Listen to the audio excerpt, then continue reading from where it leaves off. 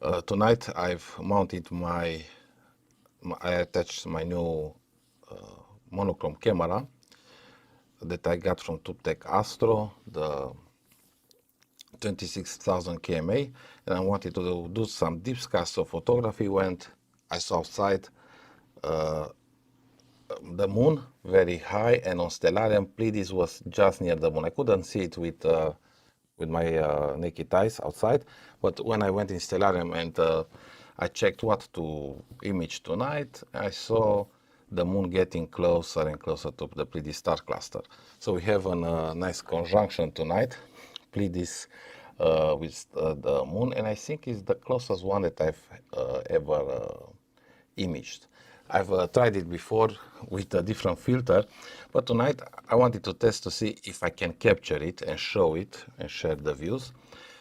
The moon just very close to the Pleiades star cluster, and I'm using for this 7 nanometers H-alpha filter.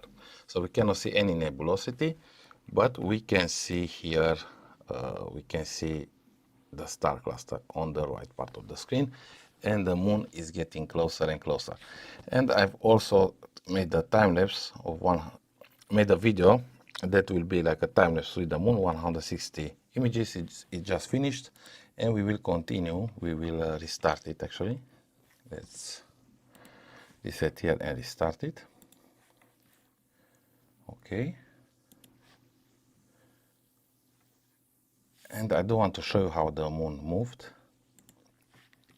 If I go light here, let's see the first image that I captured. You can see here the moon, and let's go to the last one. And look how it moved. And if I leave it another hour, it will get maybe around here. So this will be a shorter live stream. I won't stay until the moon will pass. Probably won't stay so much because I also do want to image something tonight. But I think this is a very nice astronomical event that you can watch through this camera and using H-alpha 7 nanometers narrowband filter. You cannot see this with your naked eyes. At least I was outside and I couldn't, because of the moon being so bright, I couldn't see the Pleiades star cluster. But here with this camera, this monochrome camera, and with the Bader H-alpha 7 nanometers filters, we can watch it together. So let's go back here. So here is the live view from Nina. This is another exposure. Here I went with 30 seconds, so I can see the Pleiades star cluster even if we do not stretch the image. So let's see unstretched, how it looks. You see? Okay, some kind of error. It should show us like this. Yeah, so this is the views if we do not stretch it. If we do not stretch the images. We can barely see here the the stars, and we can see also here the darker part of the moon. See, the one that is not illuminated. Okay, and if we stretch, then we'll see the stars better. We can zoom in here, and we can see the Pleiades star cluster and the moon moving slowly towards the towards Pleiades. You can see we have a lot of reflections, I believe, from the moon. It's very, very bright, and the Pleiades star cluster is also very close. So Pleiades star cluster is at about 444 light years away from Earth in the constellation Taurus. We have also beautiful nebulosity that you can see it in the thumbnail and in the background that I've selected behind me. That is an image with the Pleiades star cluster, an image process without the moon in the sky. But I wanted to put it in the thumbnail so you can see better also the nebulosity. So here with the moon so close, you won't be able to see any nebulosity, unfortunately. However, we can see here the Seven Sisters, also it's called the Seven Sisters. we can see very good stars, even if we do not stretch the image. So I want to share this beautiful view with you. I will alternate between stretch and unstretch, and I'll put also some music. And we leave here the mini PC and check now the YouTube chat. I have to buy another cable for my monitor, so I do not have two displays anymore. Yeah, I could use the phone, I remembered, to see the chat, but for the moment I will just go and watch it from here. So, hello Astro Indian. Hello TP Astro Photography. How are you doing, guys, tonight? Hi everyone, and welcome back to the channel. I believe this is the first live stream this year in 2024. Has some technical issues, cable issues fixed. I fixed it for the moment, but now I need to resolve the issue with the TV, because I was using it at another screen to read all the messages.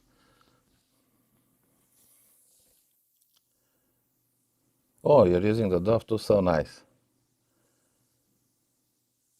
Yeah, I'm taking images for video, so I've selected the stars, and I'm selected star tracking and also guiding, so it will keep the Pleiades in the same spot. The moon will drift because we are tracking on the stars, not on the moon. So this way I will have a nice time lapse. What exposure settings did you use, Cookie Pilot, for this with the dwarf? I mean, exposures, yeah, it's fixed. No, it's not fixed. It's limited to 15 seconds. But I mean the other settings, like gain. Or you went lower than 15 seconds. I went here with the camera. Let me show you. Okay. Here I went. This is other type of camera, much more expensive than the dwarf. Like maybe it's like 4 times the dwarf to price, about 1,900 US dollars or 2,000, depends on if it's on discount or not.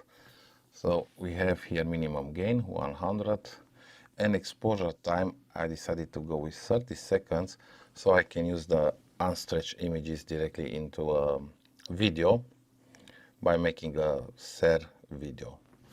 And with that, so I'll transform the feeds into a SER video, and I can make directly a time lapse, so we don't have the moon too bright, and I can brighten after also in a SER player the part with the Pleiades star cluster. Here I'm also guiding, so you can see here to another monochrome camera. This is a guide camera. The focus is not so great, but because of the moon, you see how bright it is. Seems the guiding stopped, so let's refresh, and we'll go with 1 second now. It was too bright, 2 seconds, right? Let's also darken it from here. Tools, okay, and let's begin guiding again on a star. So you see, we can see the Pleiades also live here through this mono camera. Let's go even darker. Okay. So here the focus is not that great, as I mentioned. But we can see the light from the moon. And here is live with 1 second. 1 second exposures, and here we have it with the main camera.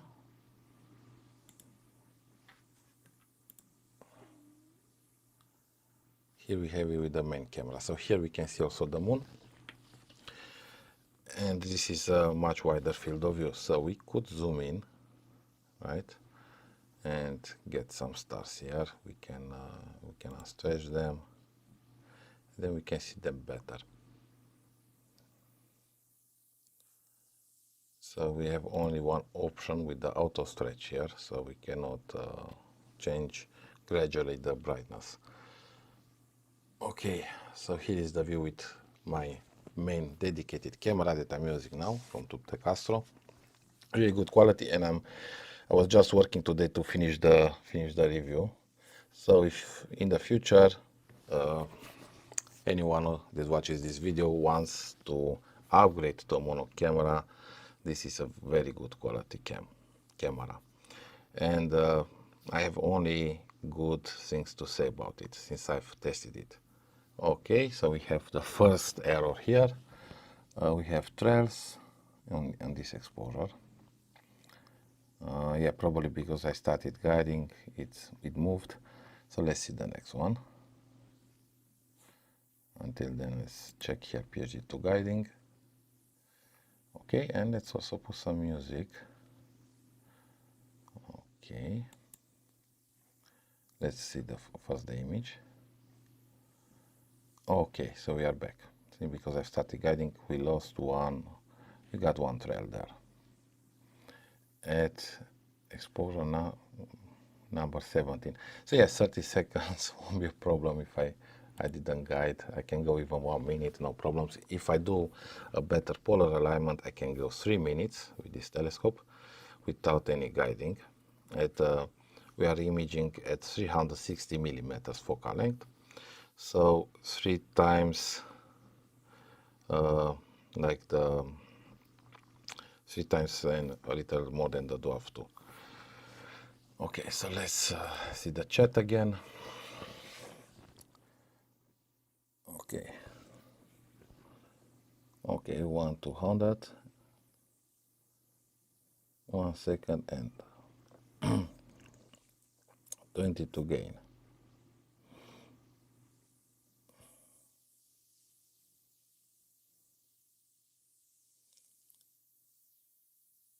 Yeah, I will do a composite. Also, I took a few images with 1/10 of a second and half of a second and 1 second. And you can see I've used in the thumbnail here also behind me the image 1/10 of a second, so we can see details of the moon. But I decided to go 30 seconds for the Pleiades to get better quality and to be able to use the images for a video. So that's something else. Depends what you want to do, you know. Okay, let's have some music now. And let me know if the music is too low or too loud. I don't know, it seems like a good level here on my OBS window, but yeah, I need to ask you to be sure. Okay, so enjoy here the views, the moon getting closer and closer to the Pleiades star cluster, and let's see if they will meet or not in 1 hour. Yeah, after 1 hour I think I will go and do some astrophotography, deep sky, with this 7 nanometers H-alpha filter and mono camera. Yeah. So let's enjoy this conjunction together.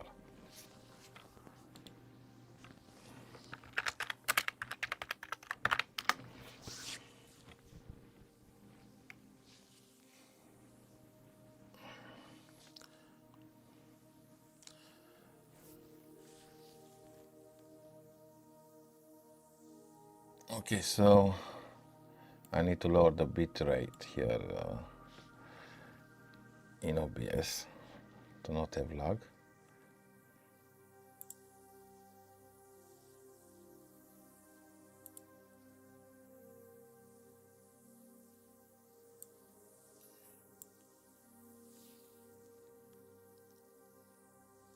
Says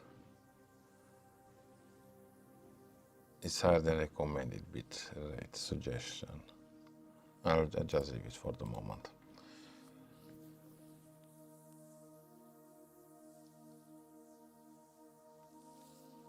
Hello, do I have lag? Maybe I have a little bit. I will change it then.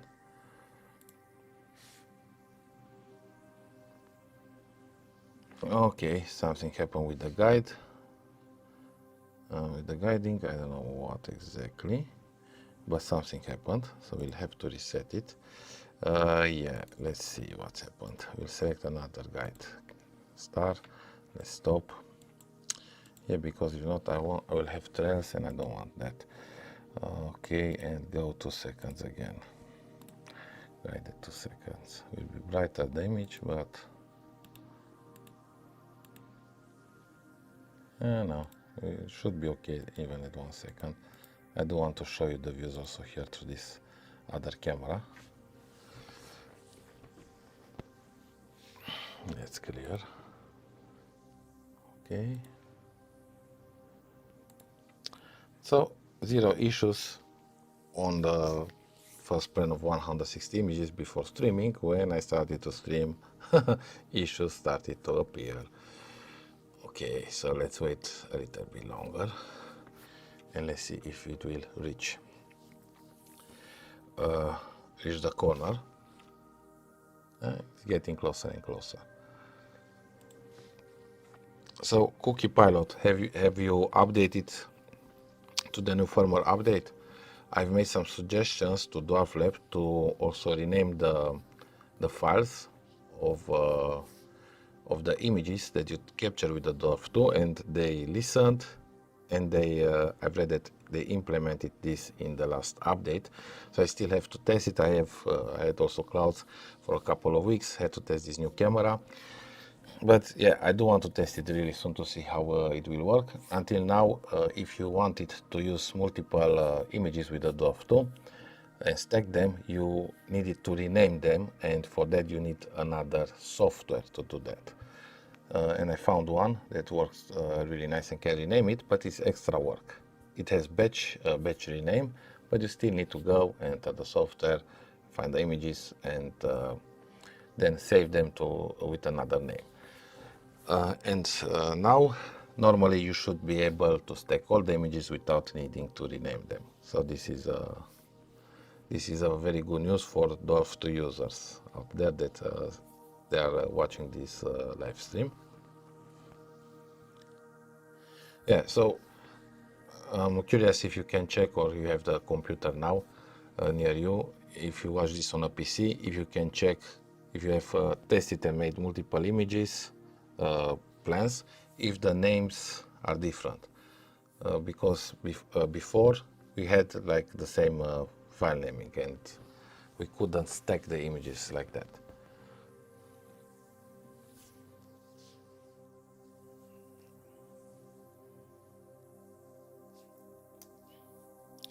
Okay, so let's. Okay, so it seems it moved a little bit more. What's going on? Oh, it moved because I don't know, changed something with the guiding, and now the guiding seems to work. Let's select clear that, but I think it works fine now. Let's see PhD2. Yeah, it looks fine. And yeah, we can see Pleiades here and the powerful moonlight. So actually we can make this smaller, you see, make this smaller, and close here this one, bam, like this, bam, close it, and use only this for now, and we can place it here side by side. So here we can let full screen, and why not see them both, right? That could be more interesting to see. And yeah, we'll just place it here. Yeah, there, or on the lower part. But yeah, here we'll take some of the.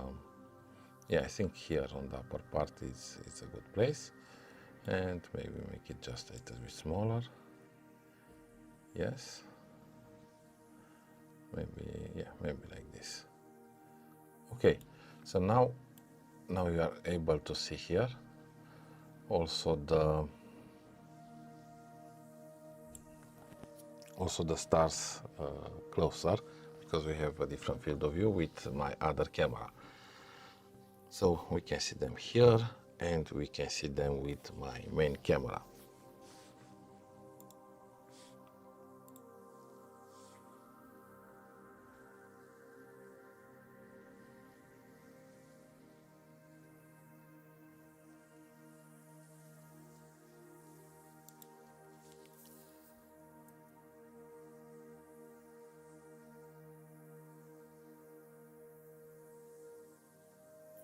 Well, I'm glad they've done it. I was asking this for a couple of months, like maybe even more, like 6 months, or I don't know.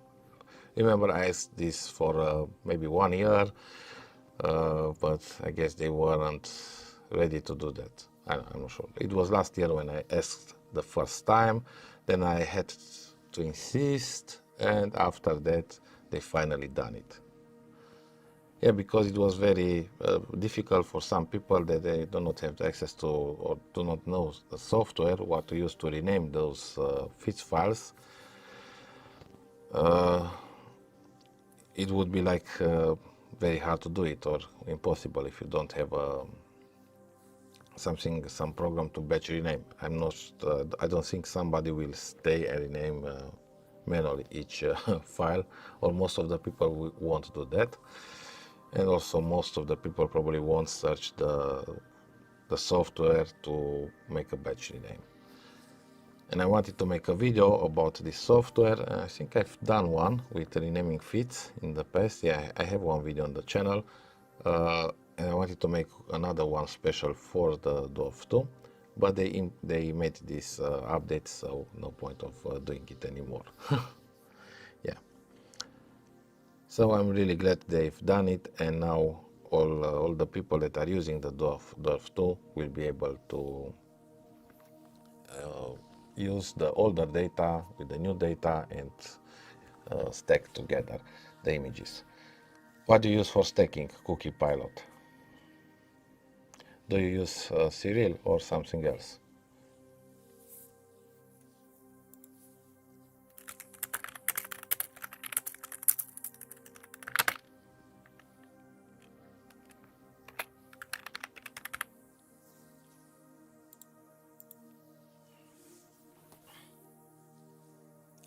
I think I will probably share more data soon, also with the Dwarf 2 on the channel membership.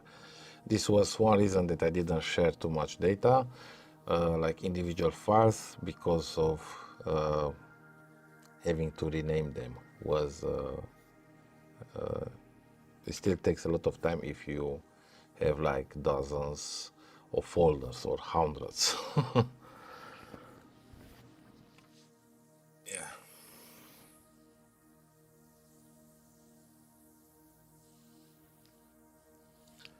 Well, this is the Dwarf 2 is very good if you are just a beginner. It's easy to use, and if you want after to get better quality and spend more time with astrophotography, you can upgrade.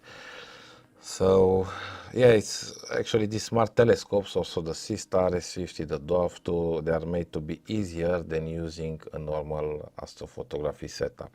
For me now it's a little bit easier with the setup because I've motorized and I'm able to control it from inside the house. But a couple of years I worked outside with a laptop.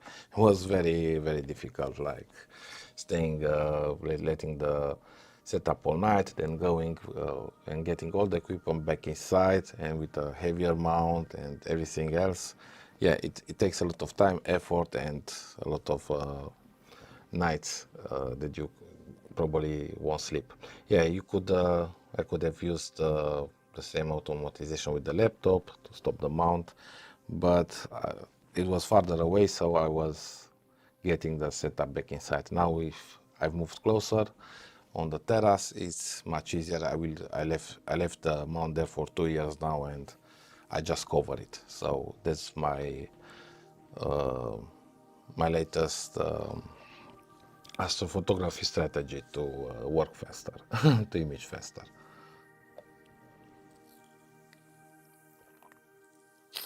Yeah, I've made a couple of tutorials this year, I think December, yeah, November, December, and also with serial. The problem was I had some issues with the computer, and one of the hard drive failed, and I lost all those tutorials that I made, like 4 or 5 tutorials, processing tutorials. One was stacking in serial, so I need to make it again. And in serial it's very easy if you use the scripts.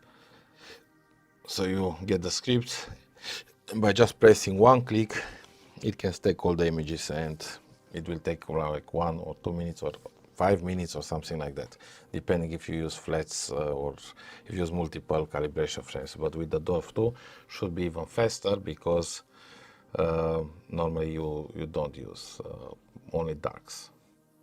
You have darks and you can use those, but it should be very fast, even if you have hundreds of images or 1000 images, for example.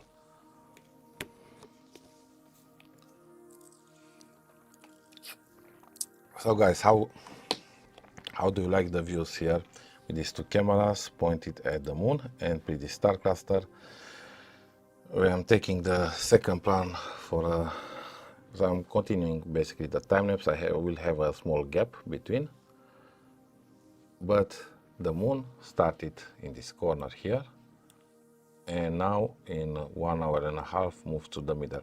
And you see it's going closer and closer to the Pleiades. We can still see them. So the small window you can see here, I'm using PHD2 guiding and the ZW 120 monochrome camera. And another monochrome camera, wide field, APS-C sensor, the Touptek 26000KMA high resolution APS-C sensor of 26 megapixels. And this image is stretched. We can unstretch it now if you want.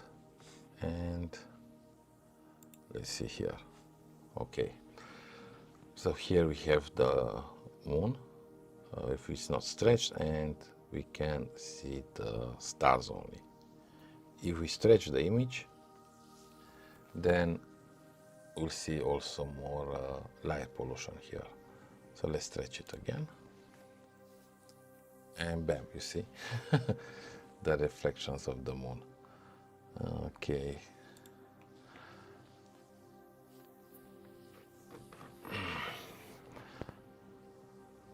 So I'm not sure how to leave it like this, or just to disable the stretching and leave it like this. But here you barely can see it if I unstretch, so probably we'll leave it stretching this one. And the other view here, I went darker here. So basically here you can see the stars a little bit better, closer in this image here. Okay.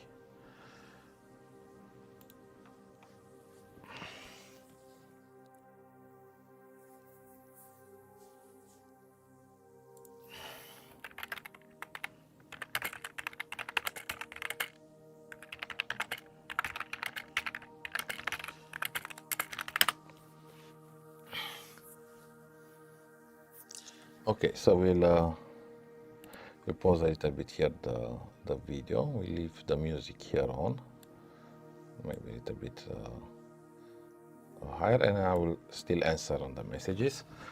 We'll take a short break, but please write me here in the message tab any questions you have, and of course if you like the views. So we'll take a short break.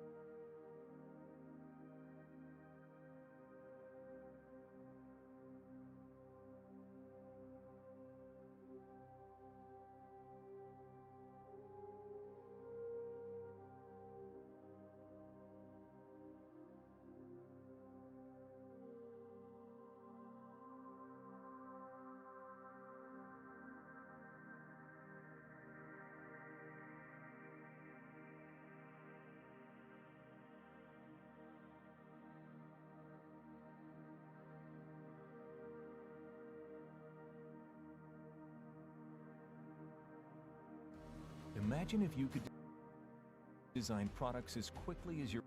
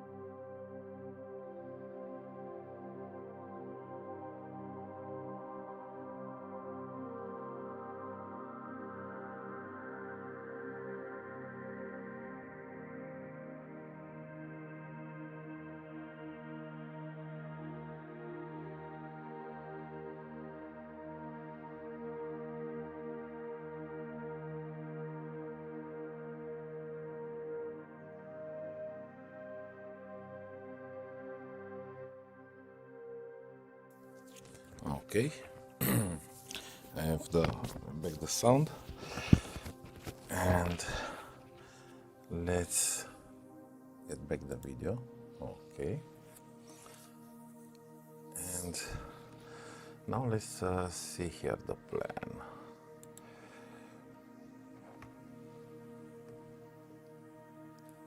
Okay. So I place also here the phone to read the messages. Good. And we are getting close to 200. Okay. 200 images.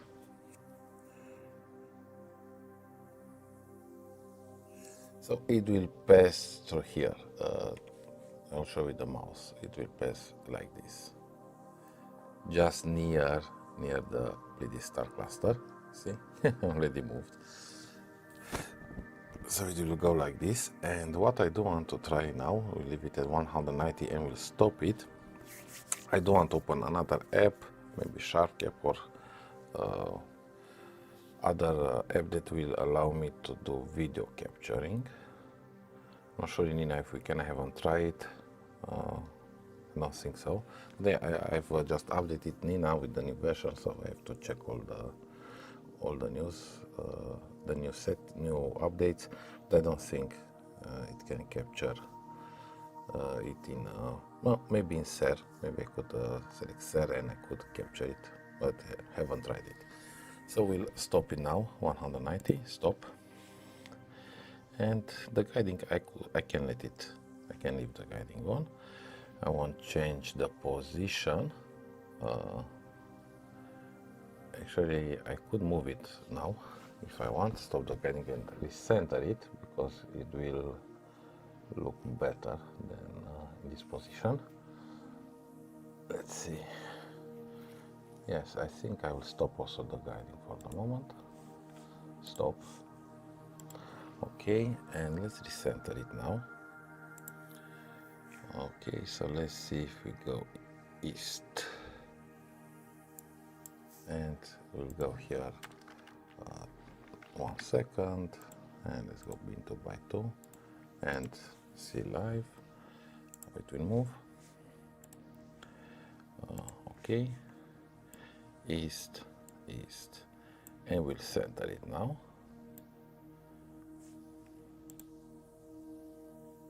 Okay, enough. We went enough. Maybe just a little bit back west.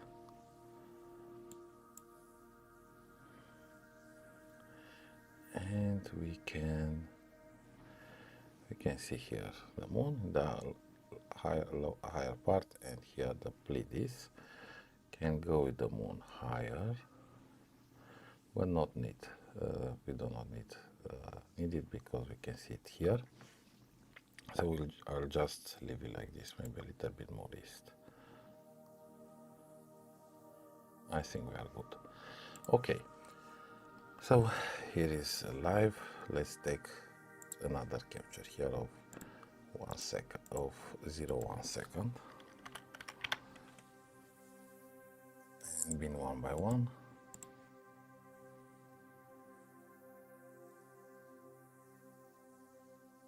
And stretch will look like this. Unstretched will look like this. Let's see 0.5. And I probably will focus on, maybe we need to refocus here on the moon. Yes, I think it's good enough. I will see on the other app. And 1 second. So here on stretch we cannot see them yet. The stars should appear here. Okay, 1 second, and let's see if we stretch now. We can see them. Okay. So stretch, we can see also the moon and the stars. Good. Now let's go here, equipment, and disconnect the camera. For this I didn't need cooling. So let's see here. Do heater on. Yeah, it will just cool it by itself. Let's disconnect. Okay, and now we'll go imaging.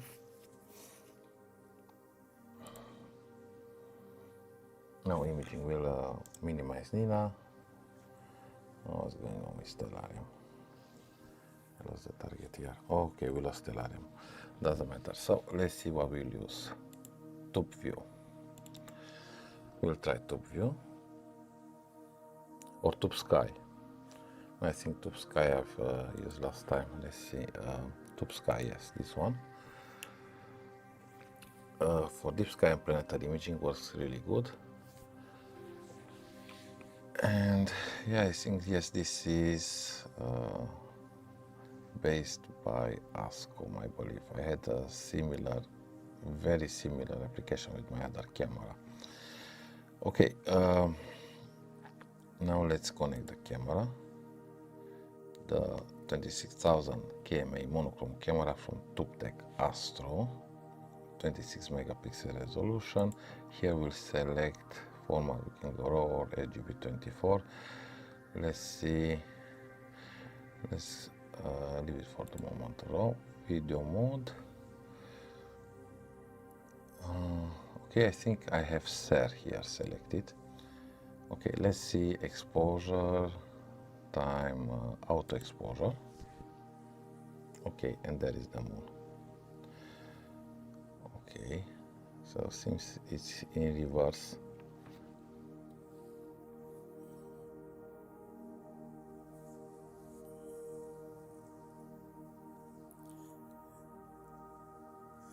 hello, Pier Giorgio.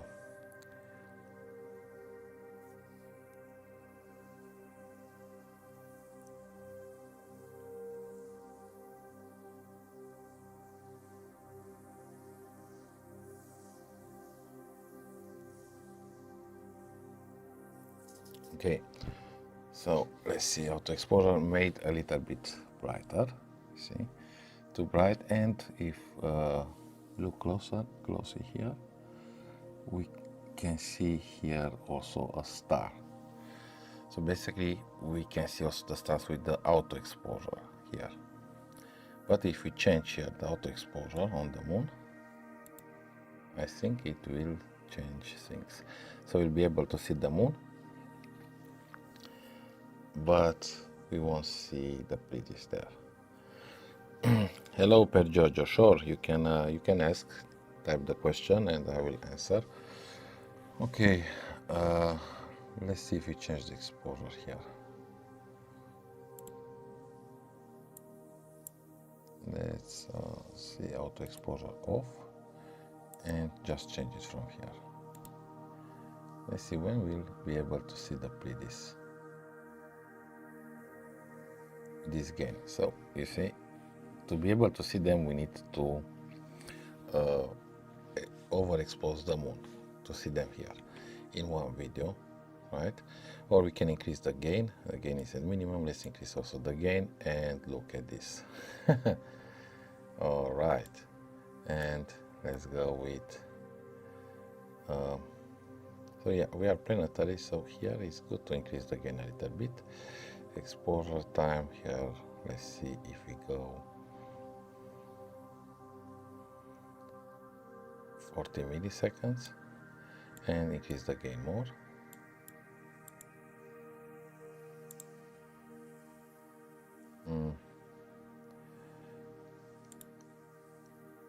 Okay, maybe let's see 70, let's see 100.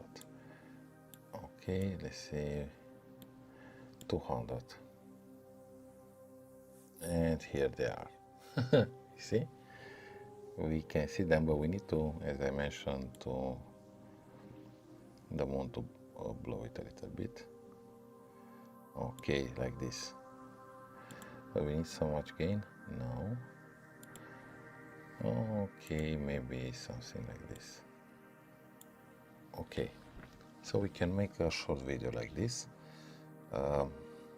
And to capture all the field of view, we should go 6K and maybe resize it later. We can resize it directly from here, I believe, changing the resolution, and we will record with slower resolution or use a RAW. So here we'll crop and we won't lose any resolution, but for this I don't need maximum resolution. So I believe I will just go and select here 3100 by 2000 and record. Okay, so this will be another video.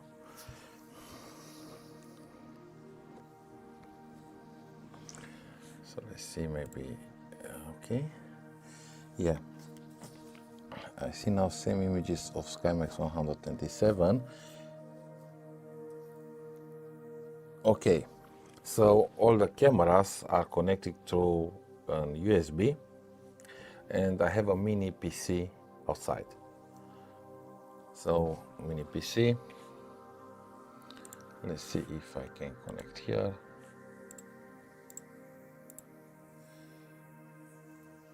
And I'll show you the setup. So now I'm connected here with the Tecnosky 360 millimeters because I'm using a reducer. So it's 70 millimeters aperture and 420 millimeters focal length with 0.85 reducer. It makes it 360 millimeters at f5 focal ratio, fast telescope. And here is the, I think it's too bright. Let's try use here regional exposure.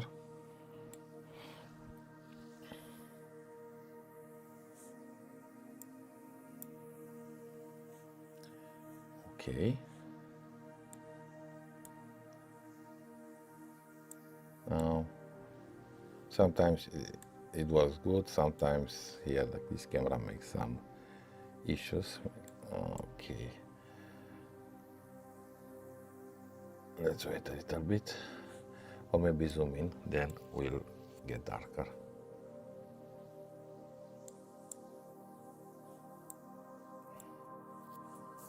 Okay, yeah. So now we'll be able to see it clear better. So here, this is the mount. There we have a mini PC that you see we have a small light there. There it's a mini PC. All the cameras are connected through the mini PC, and I have also a USB extender port there. This is the main camera. I have a guide scope with the second camera. I have an autofocuser, so I'm able to control everything from inside because the mini PC is connected through to my router with an internet cable, and that's it. So I'm able to use the telescope from inside the house. Okay, so let's go back here, and it's still recording. We have 400 frames. Oh, so nice, 400 frames. Let's leave it a little bit longer. And let's take also a snap. This will take a photo.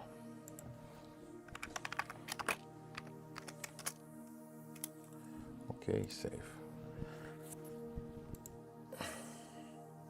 Oops, I've, yeah.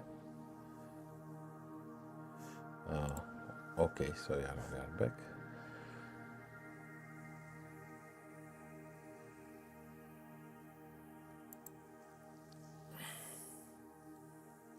Okay.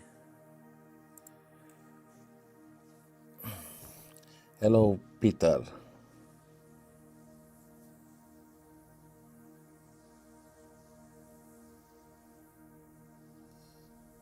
Oh, you have the same camera as I do. So nice. Well, yeah, I guess it depends where you are. If you have obstacles, mountains, and other kind of obstructions, you won't be able to capture it. The moon was actually is very high tonight. Was very high. Now it's lower. Let's check the altitude here on Stellarium. Oh wait, not there. I have two Stellarium. Here basically I'm using the mini PC. So yeah, the Stellarium here on the mini PC is I had an error. So now let's stop this video. I think I have 600 frames. This should be enough. 600 frames. Stop recording, and let's go and open Stellarium again here and check the altitude. And let's go back. So here we have the Pleiades and the moon, and now let's go with auto exposure and select it here. Let's see, auto exposure, and now we need, the gain is at minimum or almost. Okay, and let's lower here. Since he didn't this time, no, we need to make it smaller, I believe. Smaller, this rectangular, like this. Okay, and now we are good.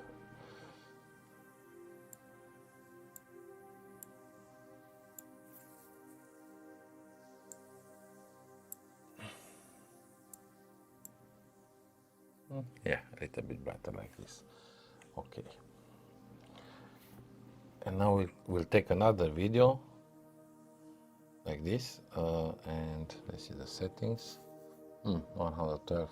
I want it faster a little bit. I will cancel out exposure and go around 40. I want for this. Then we'll just raise the gain. Raise the gain a little bit. Oh, not so much. Doesn't let me. And then just go lower with the exposure settings. Okay. And here we have zoom rate 300. Let's go and see if we need to focus. So now we should focus on the moon. We are still using the H alpha filter. So this is the moon in H alpha. I think it's good enough. Could be better. 300%. Let's see. Focusing, and let's get, maybe change the focus. Let's see, let's go equipment, focuser, and let's go 19,000. Move. Okay, and make it smaller. Okay, move. And let's see if, yeah, it gets a little bit sharper. Okay. So it gets lower, so because of this we have turbulence.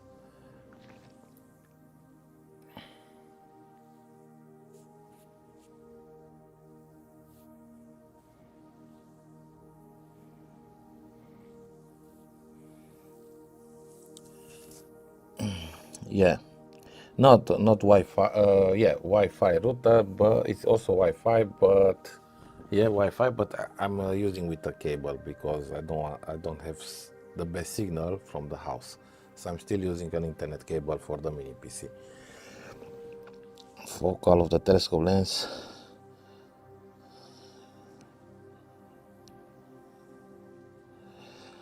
Well, the focal length is 360 millimeters and focal ratio f5.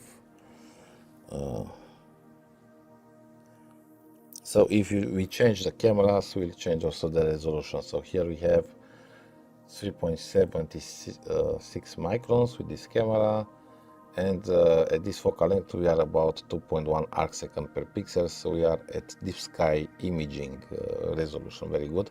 Not the best resolution for planetary, but still better than other telescopes like the smart telescopes of 2C star 50. We still have better resolution. Yeah, with the max cutoff we'll get to around 0.5 or lower resolution, arcsecond per pixel, and then we are entering planetary resolution, much better, and we can get also lunar craters in much better details. But now let's do another capture of the moon with this setup. No time to change with the max cutoff. So we'll just use this setup and we'll change here. For this I want, so changing in this program in Touptek, it will basically changing the resolution here. It will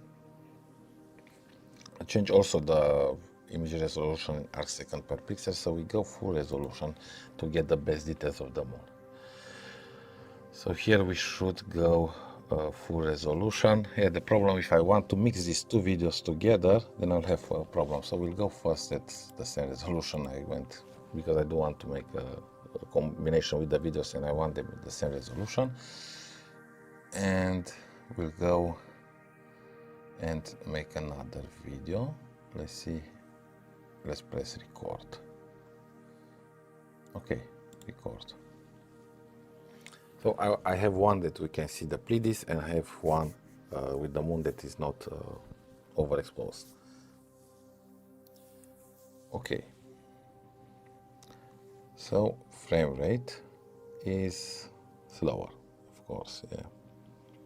Only 10 gigabytes free, so we need to be careful how long will be this video.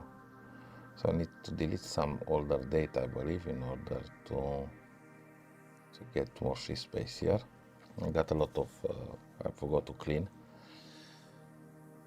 Okay, so let's see, 400, we'll stop at, let's see, 500.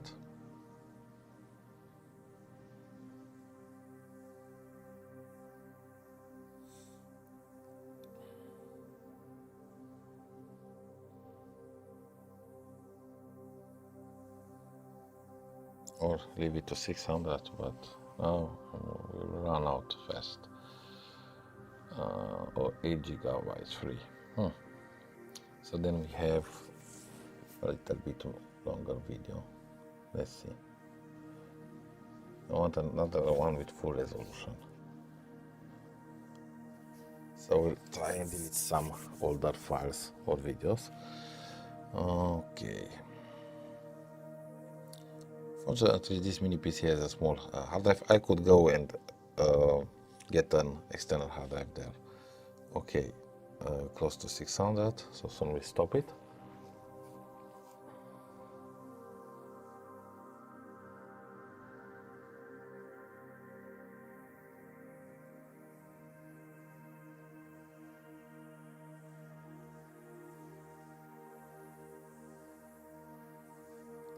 Well, I can always crop it and then combine it, you know. Let's see if we use region of interest, and then we can do it for resolution and ROI.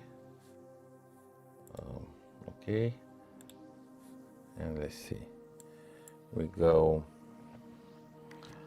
full HD for this. Okay, and move it here. Okay, and we'll use this for the moon, and we always can combine it. Okay, and apply, and now let's go fit.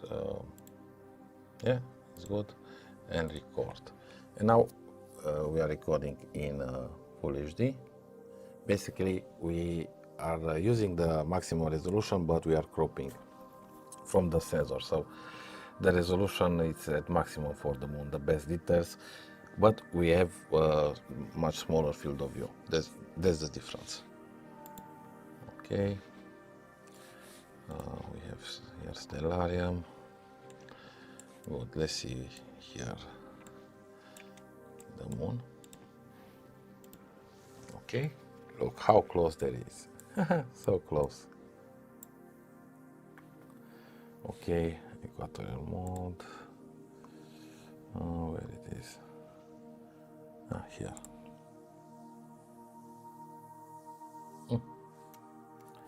Okay, F11 to minimize, and we go.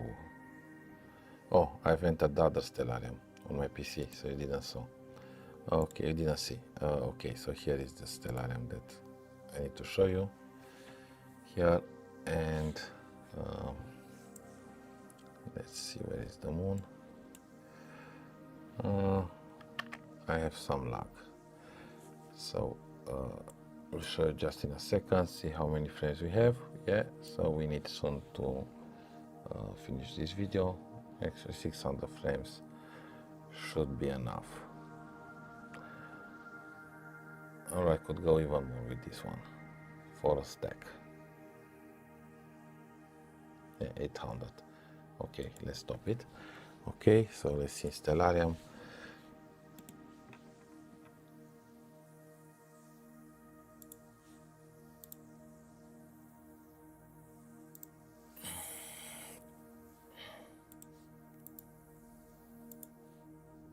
So I'm having some lag in Stellarium, I don't know why. Okay, let's go back. Yeah, we are here. Good.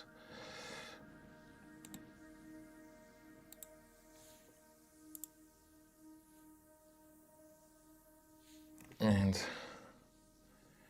let's see sky viewing options.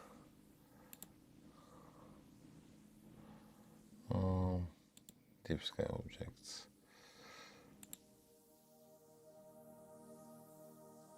I'm not sure, I've reinstalled it and I'm not sure now where are the settings to see the nebulosity. Markings, no. Landscape, no.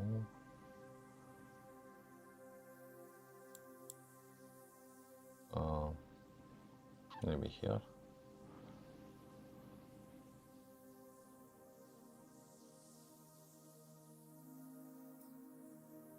Service. Should be a DSO, but I'm not sure. I wanted to show you the nebulosity here. Labels and markers. Maybe.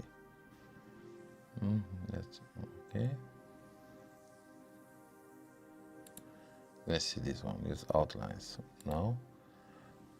Surface brightness. No. So I can't remember where is the option so we can see better the Pleiades here. Maybe it's sky.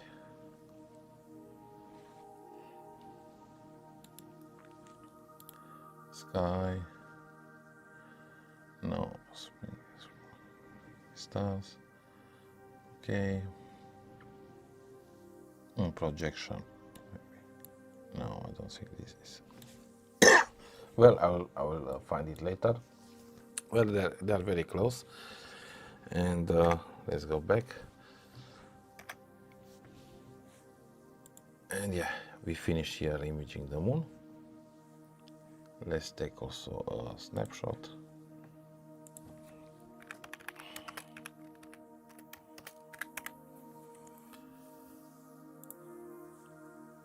And now we need to delete some, we can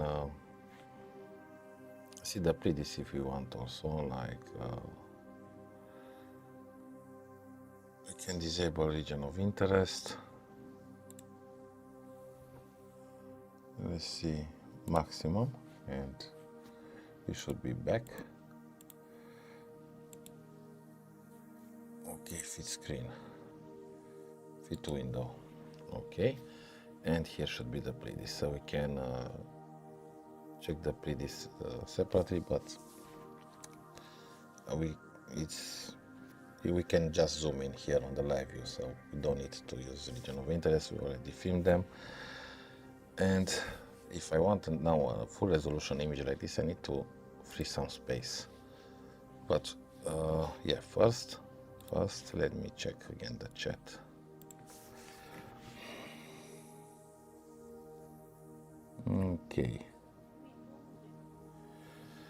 Okay, so let's go. Let's see if we find. Oops, not here. Okay, let's see. Sharpcap. Maybe I have some Sharpcap files that I haven't deleted. No. In our captures, it's not here. Light screenshot. Documents.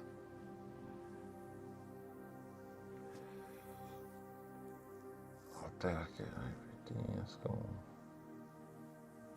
Nina Pirito. Not here. Pictures. Not here. Videos. Captures, what is this? Not here. Light. Well, we could delete some older videos, older images. Let's see at night maybe. Which one now? I don't know why it's almost full. Somewhere I have, also I believe some, maybe on desktop I should have, but I didn't find. Here on desktop. I don't know why I didn't see them, but it seems it's empty. In our captures, darks. I'd prefer to have the darks also here as backup. Okay.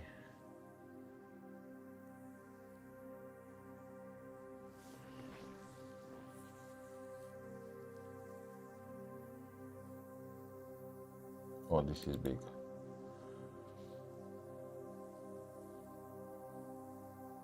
Okay, this I can delete. Okay, let's see.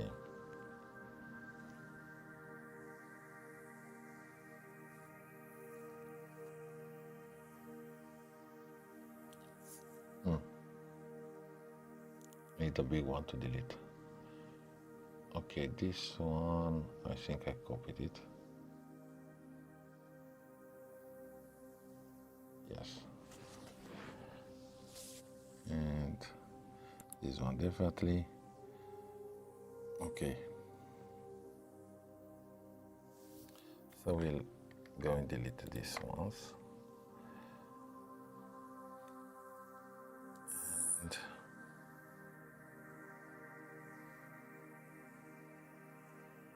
let's go for these ones for the moment.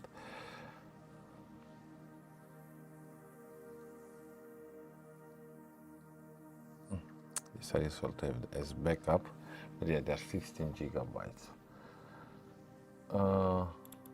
Yeah, these are the panels for Andromeda Galaxy Mosaic. We'll delete this one also. I have them also on the channel membership. Well, yeah, not all the data, only the stacks, but we'll make a backup. Okay, so this PC, we freed some space and we can go and go full resolution video, raw,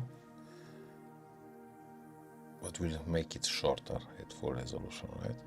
Okay, let's make it shorter and record. So, you see how fast it drops the space, 1 giga already, and 40 frames. The maximum will go 200 frames for this one.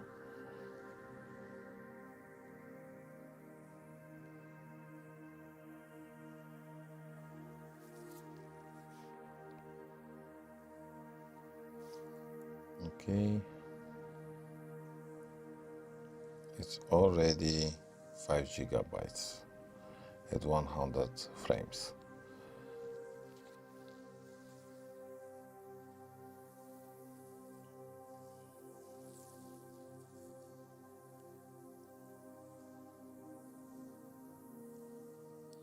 Maybe leave it to around 150 frames at full resolution.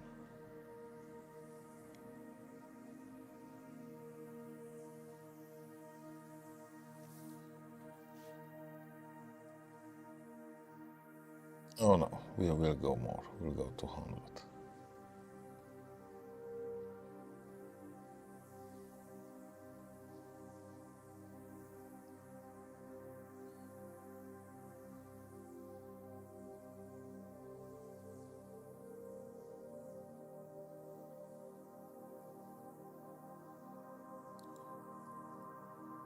Or 180, that could be good also. Let's leave it to 200, so we have full resolution, 200 frames, stop. Okay, so if we want maximum resolution and combine 6K videos with the Pleiades, then we'll just change here the exposure time. And we can see here directly the Pleiades, and it's much brighter. The gain seems, yeah, we can go a little bit more with the gain. Not too much because we'll have moonlight on them, so maybe 30, yeah. Okay, 13 or maybe 40.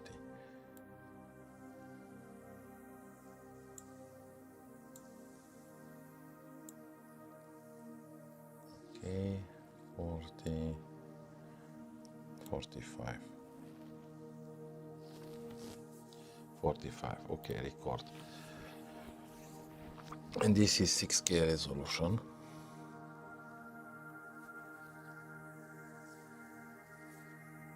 Six K resolution.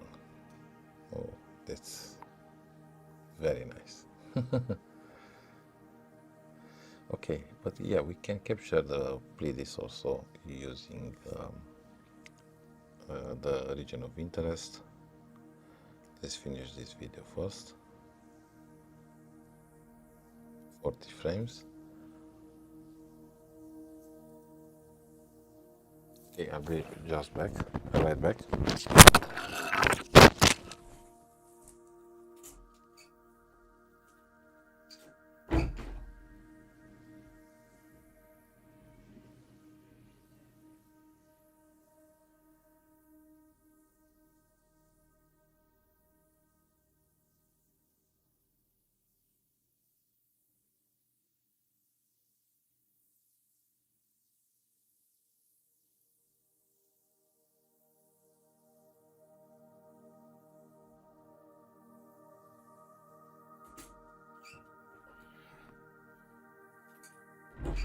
Okay.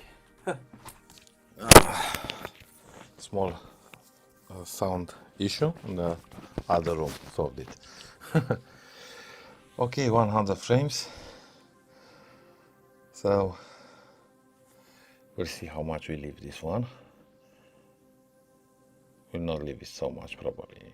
Maybe we'll stop it at 150. Okay.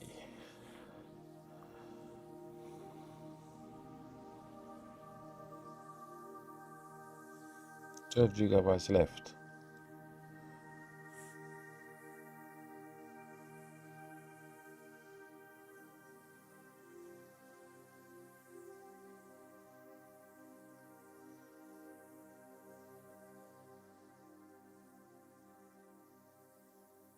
Okay, we'll stop it here.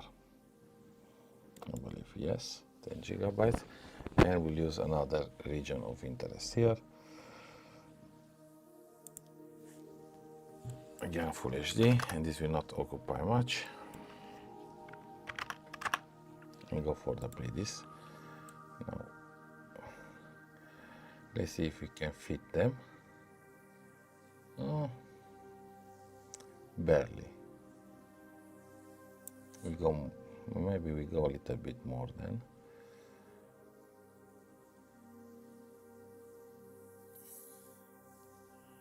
Yeah, we'll go a little bit more. Let's see.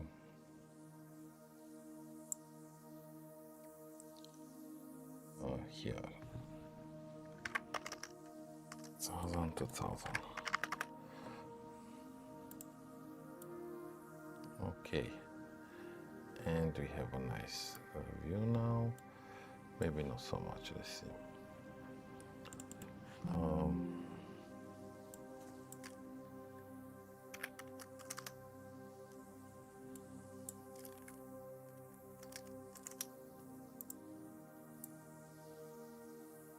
Okay, now we have them all and will not occupy so much space, right? Okay.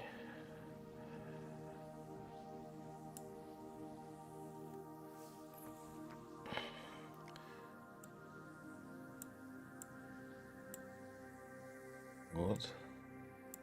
I think like this.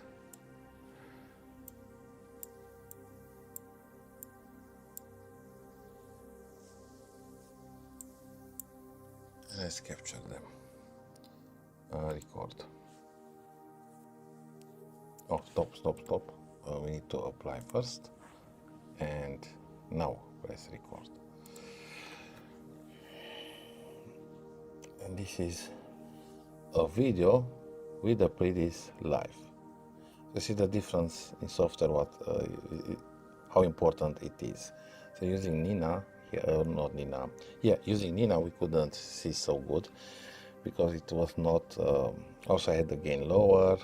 It was set for image acquisition, not for video.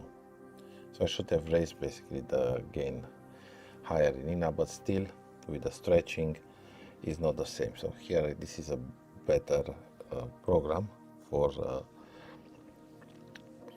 seeing these conjunctions, like having the Pleiades star cluster so close to the moon. Now let's go fit screen, fit window, and we can see them very, very close. I believe like maybe 1 degree, but I have to check with the measurement tool.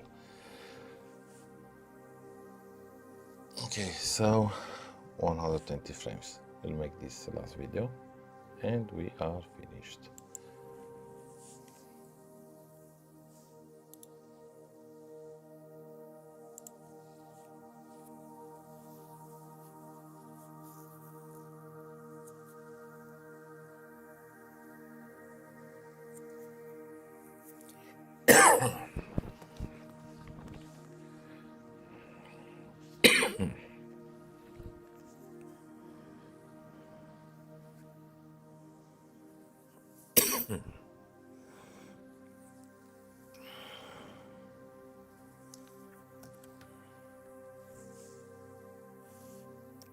Okay.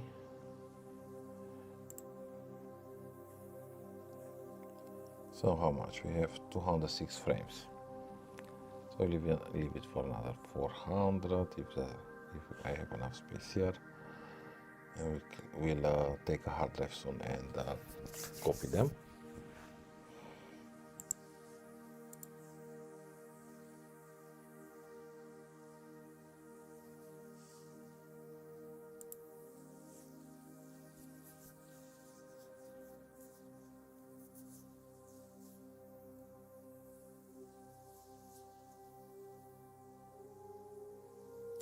Take a snapshot also.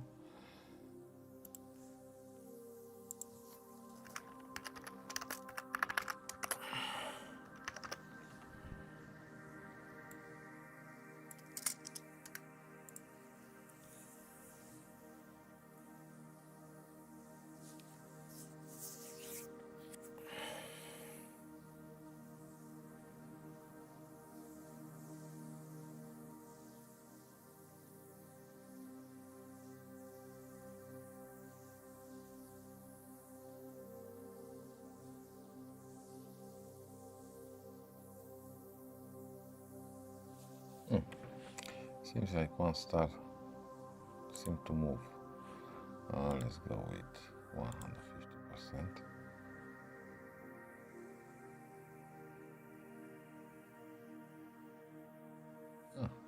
Zooming in. Let's zoom in on the stars.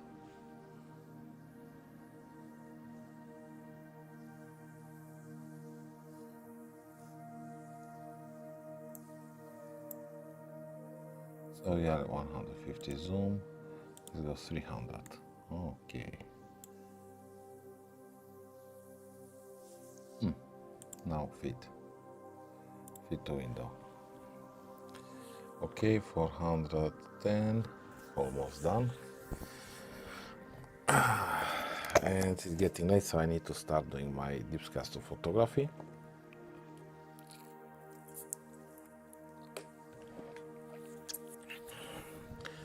So let's see where is the Pleiades now. Near the moon in stellarium is, look how close it is. I'm not sure if I have the measurement tool here or not. I need to install it. Yeah, I think I don't have it here on the mini PC, but I can see from the other one and tell you.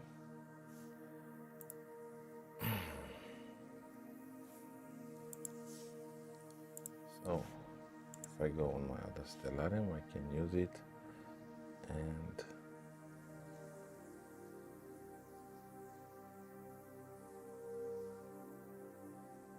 I don't have it here either anymore.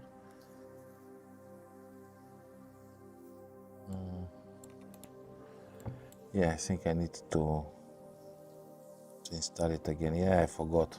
I've installed my Windows and I have also another stellarium here. Okay, so almost finished the video. Wanted to see the distance, but it's not much. They're very, very close. I never saw them so close. So this is really nice. I stop the video in a few moments.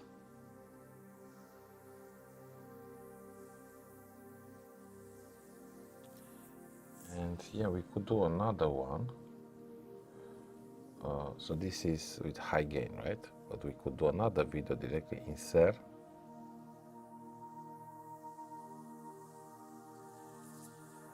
If we want with longer exposure. So let's stop now the video and see here. If we go, let's say exposure time, we change it to 5 seconds, right? And leave this gain and look how they will look. The Pleiades. If we lower the gain,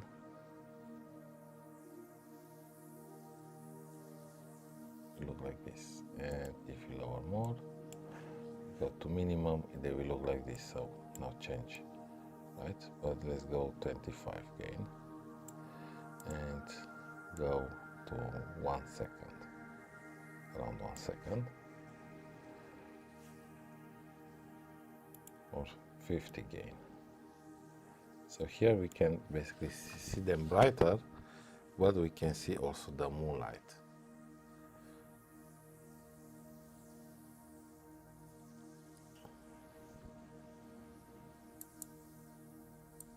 Yeah, 70 gain. And here with 1 second exposures, and yeah, this will be a much slower video. However, we can see the stars brighter on this one. So if we do another short video,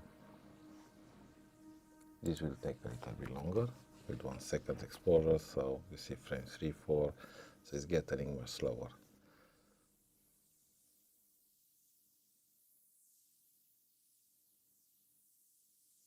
Images much slower.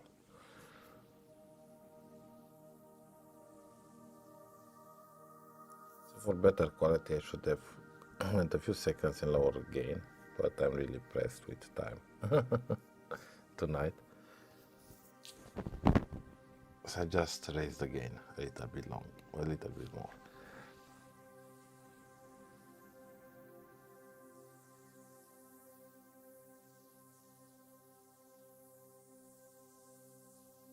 So yeah, Pleiades live near the moon.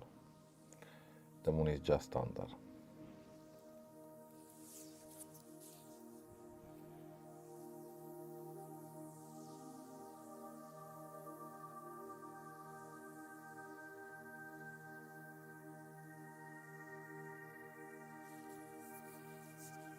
And at the end we'll show again the full screen.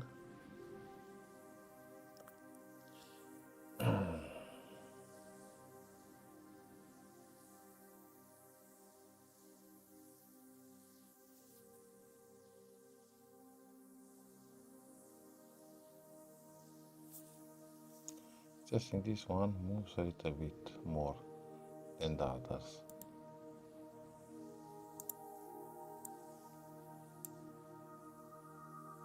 This one.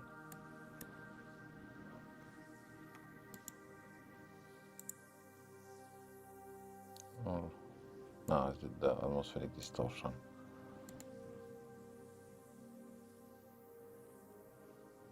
Okay, let's go 100%. Let's go fit window.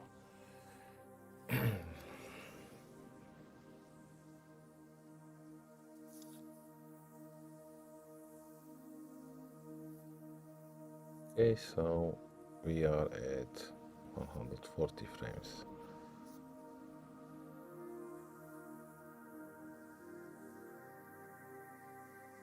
We'll go probably with 250 frames, and this is the last video for tonight. However, I'm tempted to try a first video with the Orion Nebula as a bonus. With the same exposure here.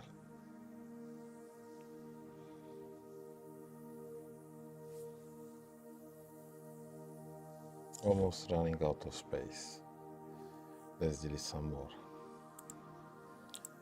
Okay.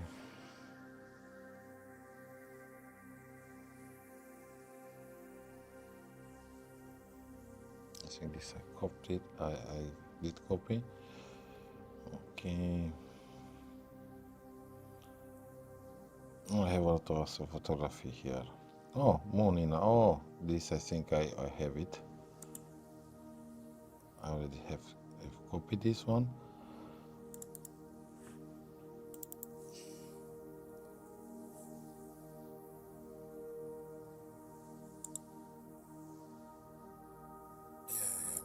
I believe I did copy these images. Yeah, I do like them a lot, these ones. Okay. But I do believe I did copy. But just to be sure, I will put them on the external hard drive.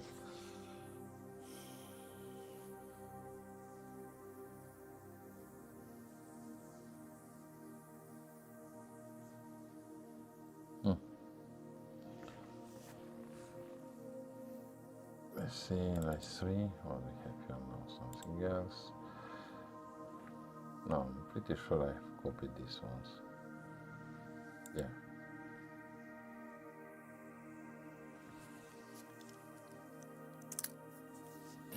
We'll delete them.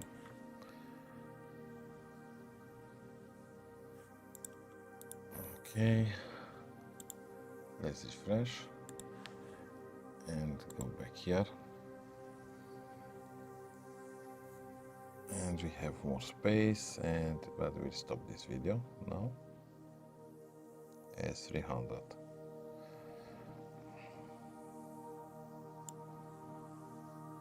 Okay, we stopped it, and go here and go maximum resolution, fit width, or fit window, and here we have it again. The view. We have here the Pleiades and the Moon. Visible. We can now lower the gain a little bit because it's too bright, and we can go even less like this. And look how close. It's one moon away, almost touching in the field of view the Pleiades star cluster. So nice, right? Okay. So we leave it a couple of minutes like this if you want to listen to the music and watch it a little bit more, a few more minutes, and then we'll go and see first Orion Nebula if it's still there. I think it is, just for a short video like I've made here. Live video with Orion Nebula. I'm really curious how it will look in this software. Okay. Hello photonic luminance. How are you? How are you doing? I remember you commented to a lot of my videos. Thank you, by the way. It's a Touptek camera. Yeah, it's a Touptek. This software is very good. Actually, I think it's better than SharpCap. I've been using SharpCap a lot, but lately I'm very pleased with this software. I didn't have any errors. With SharpCap, I can say I had a lot of errors with different cameras. Also with this one, I had some errors. And yeah, this one is free, so it's a free software. I have a similar version on my other camera, other color camera from Altair. So I think different brands have this software. I think it's based probably on ASCOM. I know it's very similar, the interface. This one is called Touptek. So I'm not sure. I've just used it for a couple of weeks now. So I have to check here more. I don't know, Windows. Let's see about. Let's see what we can see about Touptek. No, so says here this is Touptek copyright. Okay, but yeah. Oh, I don't know. Maybe it's the same. The interface looks the same with the other one that I've used before.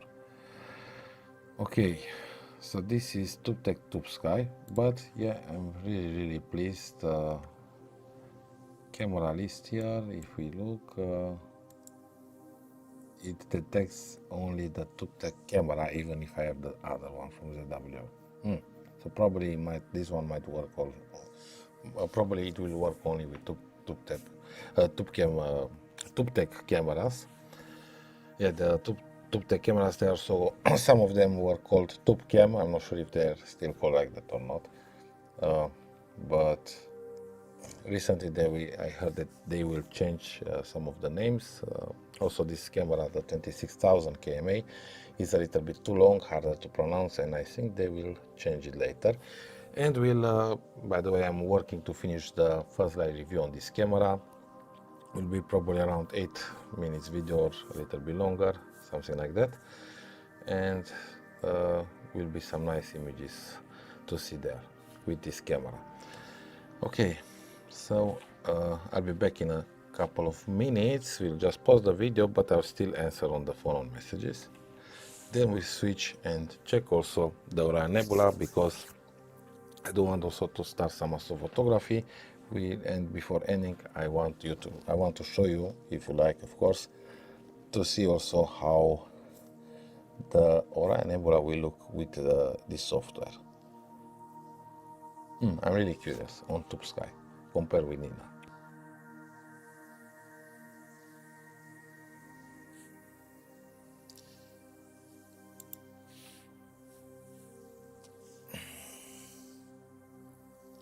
Okay, what is the ratio resolution between a Blaster camera and the Skymax 127 with f1.2 lens? What is the ratio? Okay, so here there is some confusions. An Skymax 127 doesn't have an f1.2 lens. It's all or you use a lens, a DSLR lens, f1.2, or you use a telescope like Skymax 127 that has a focal length of 1500 normally with a normal back focus, and has f11 or f12. So that is the focal ratio, not f1. Or maybe you wanted to say f12 instead of f1.2. Yeah, maybe it's f12. So if you're referring to the Skymax 127 at f12, then if the Blaster camera, you need to look at the specification on how large are the pixels in microns. So this camera has 3.76 microns, and the same as the other Planetary cameras, that it's like a standard, and works good also with smaller and longer focal length telescopes. So if we go in, let's see, Nina. Yeah, I don't have the camera, I think, now connected. Yeah, it's not, of course. But maybe we have here on the sequencer or options, maybe on options. Here on equipment. Yeah, so you see, pixel size, this is what you want, 3.76. And I will also copy this in the chat. Okay.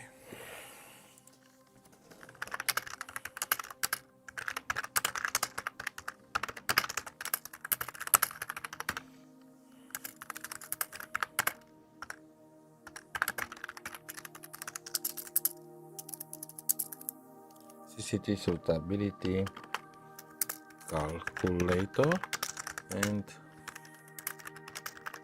the resolution. Okay, millimeter focal length and pixel size of camera. 3.76 is mine, and depending on resolution, let's say Skymax 127 has 1500 millimeters, and this will give you, I don't know, maybe 0.6 and something arc second per pixel.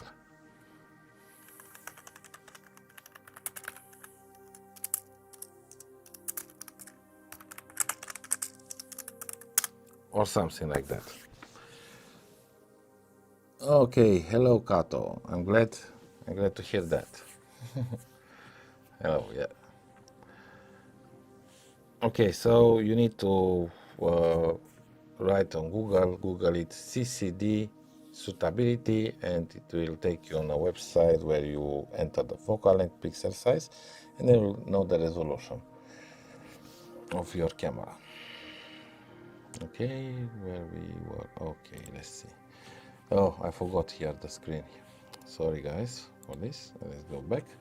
Okay, so take a short break. We'll still answer on the phone, and just stop the camera a little bit and leave here the view.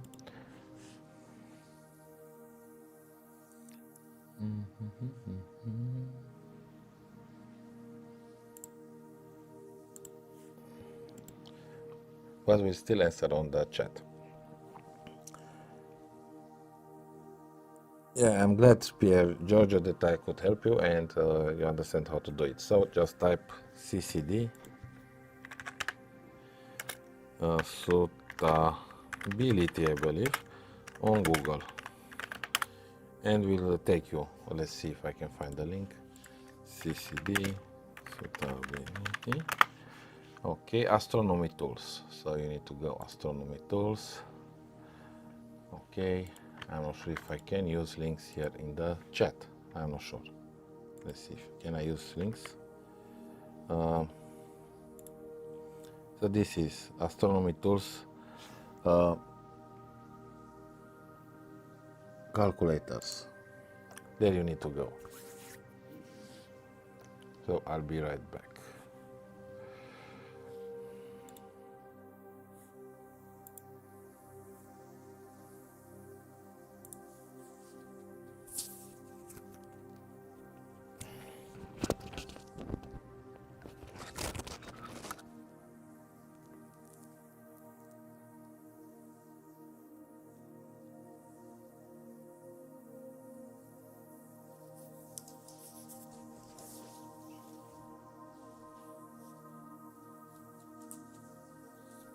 Answer in just a few moments.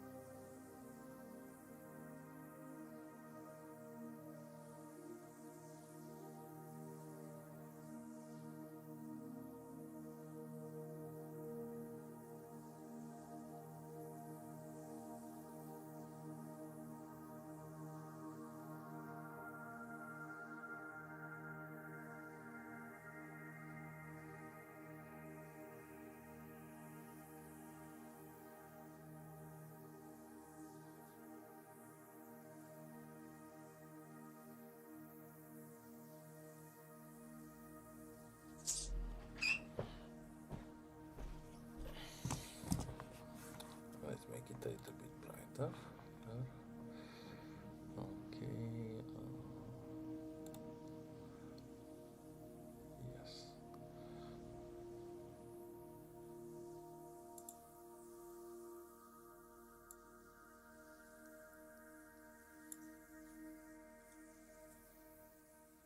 Thank you so much.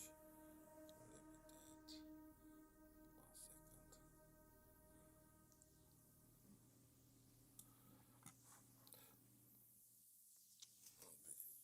It's not be blown away.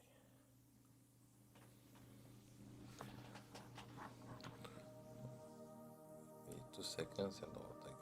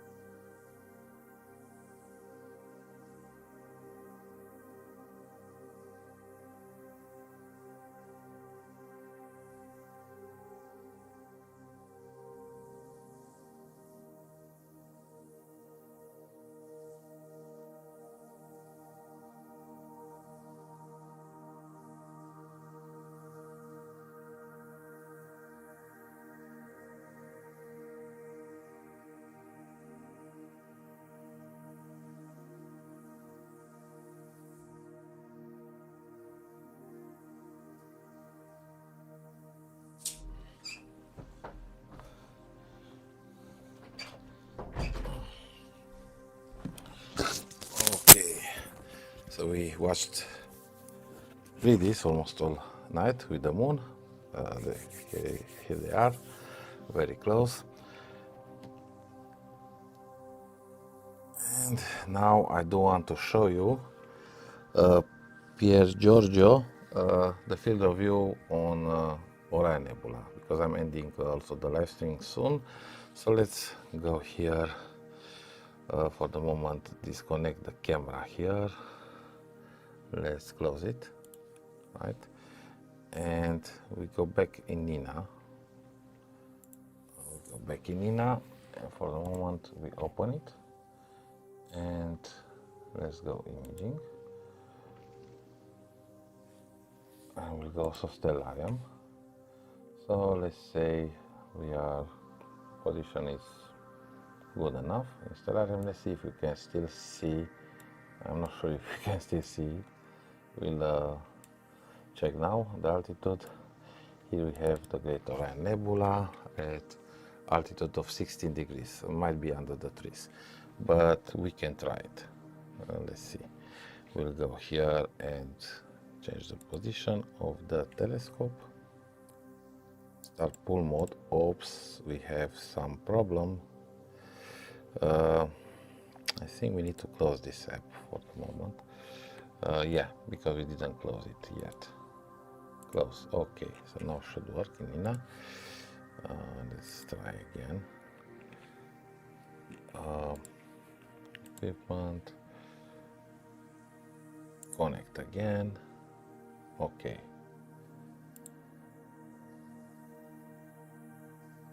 Cooler off. We can enable the cooling, but not now. Let's see. We'll use stellarium. Configure telescopes. We'll reconnect to Skywatcher. And let's see current object. And we'll slew there. Okay, so now it will move from the moon, and let's see, we'll make a meridian flip properly. I don't know why it shows like this. Oh, hope it's not an error or something. Let's see it here. No.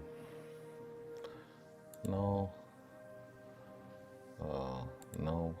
Let's see, new tab. Login again.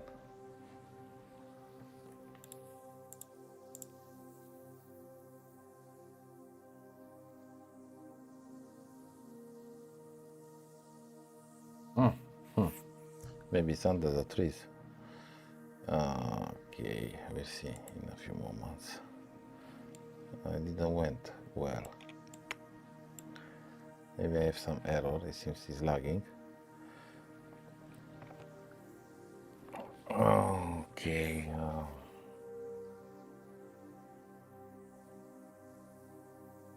Stop live view. Nina. Let's use Nina. If stellarium doesn't work properly, okay, we lost stellarium. So let's go Sky Atlas, and it's right here, Messier 42.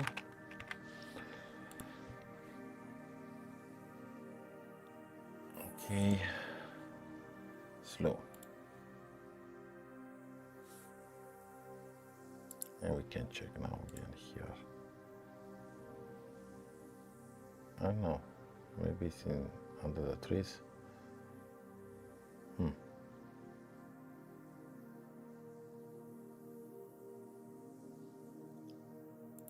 Okay, let's go back. Oh wait, I'm still using this? No, it's stopped. Okay, okay, says horizon limit. Okay, let's try another target then. Horizon limit. Okay, I don't know what happened. Let's say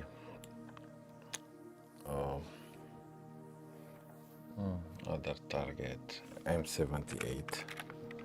Search. Okay, and let's see slow.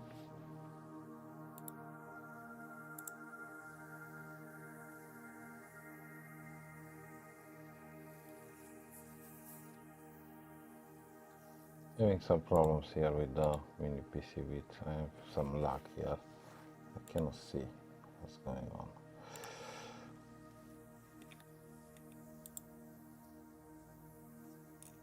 Okay, let's loop.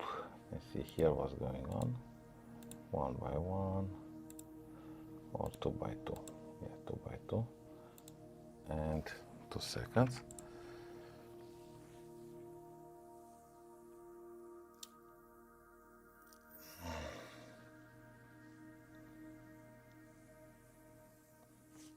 We'll close here the Touptek for the moment.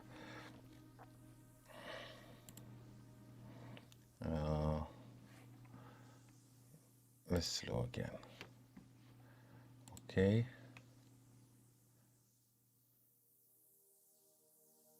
Let's see, we'll use here, basically. Let's see here, loop again. Let's see where we are.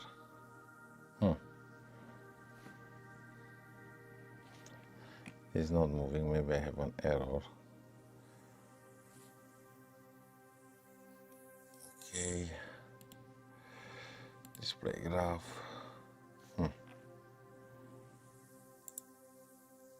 Let's open Stellarium again.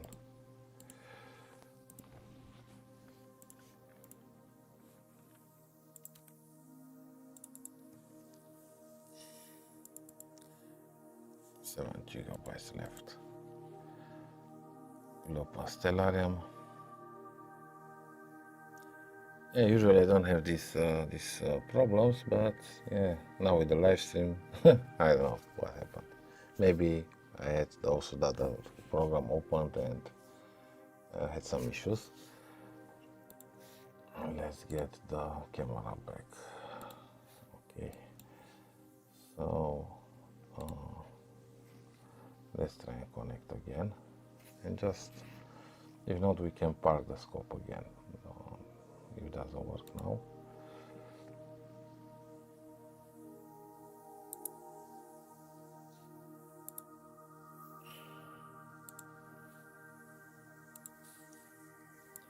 Okay, so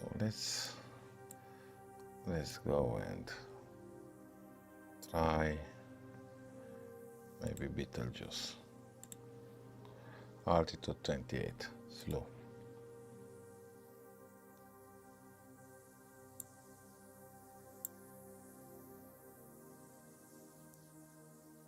It doesn't seem to want to move.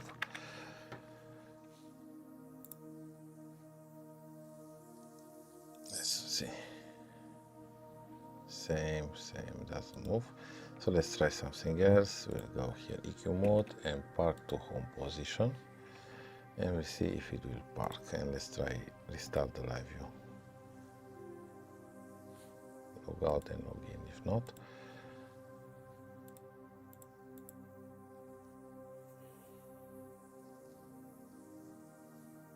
Okay, so now it's parking in home position, and we'll try from there to slow.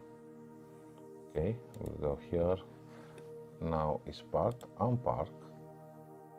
Okay, and let's go Stellarium now.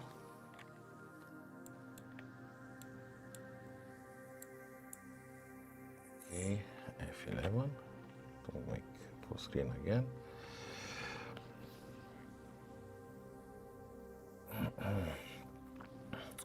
So yeah, I have some issues with Stellarium. Okay, Nina.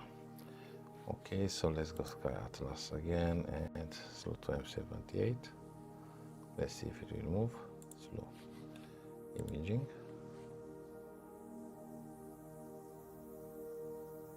And let's see here, exposure time. Or we can actually use this one, and yeah, it moves. Good. And I see also white field here. 1 second, and let's go beam 4x4. It will be very bright.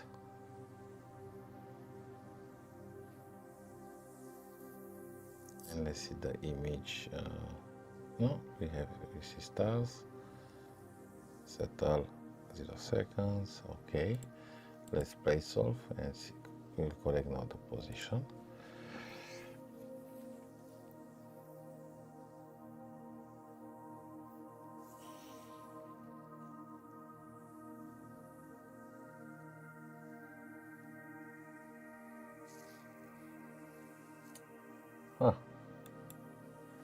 Error. Let's try again.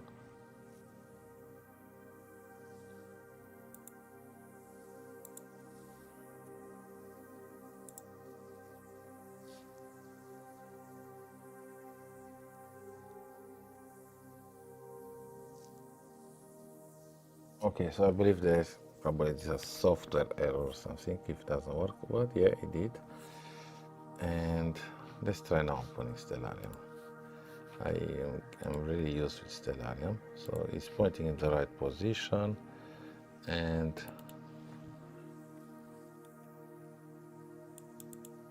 probably Stellarium is to blame in such situations. Usually it gives errors a lot of time. And this is the new version, but yeah, yeah, there are many cables involved. So let's see. We're going back to the moon.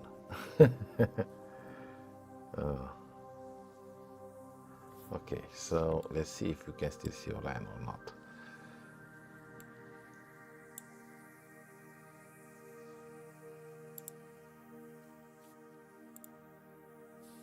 Okay. Configure telescopes, connect. Okay. Current object, and let's see. Now it syncs. This is the position, and let's see if it will go lower, slow. Okay, seems it moved. F11, and yeah, now this is the position, and let's see Nina. Let's play solve.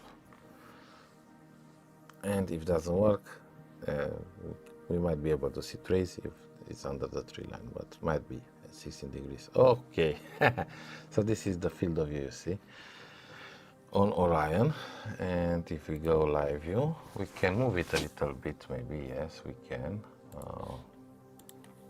We can go, let's see, east, maybe, east or west, let's see. No, west. We need to go west and put it more on the right, and we'll be just above the trees, right? And here we need other focus. It was 3000. So this is H alpha. 19th. Okay. Okay, this one. Move the focus point back for and select here the stars. So now we'll see here the numbers. Okay, 4 by 4. Let's see 1 by 1. Okay, so it's just above the trees, I believe. Right. Now let's close. Go equipment. Close camera. Okay, and we'll go back. We'll also close this one. And now we'll go and open Touptek again, and I'm really curious how it will look as a video here compared with Nina. We connect the camera here, and we have here options to cool it if you want here. And let's see where it is, cooling, and we can select apply. That's target temperature -10. Apply.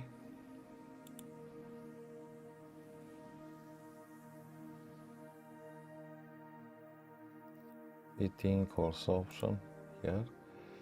I think this is the dew heater, but let's see if it will go to -10. It should go. I would like to show me the changing. We have also trigger mode here. We can take photos. Here we have options for looping.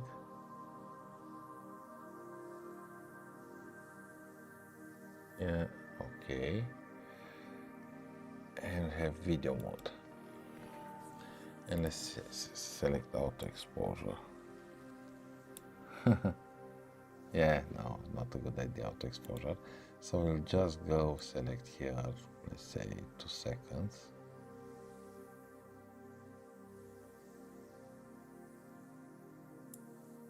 Okay, and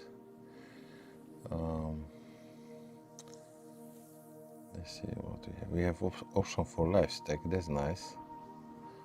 See live stack, field, dark field, histogram. Okay, manual, linear, and here we can change, I believe. Let's see what it will happen.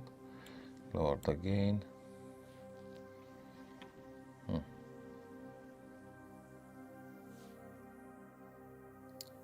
Logarithmic. Let's see, manual.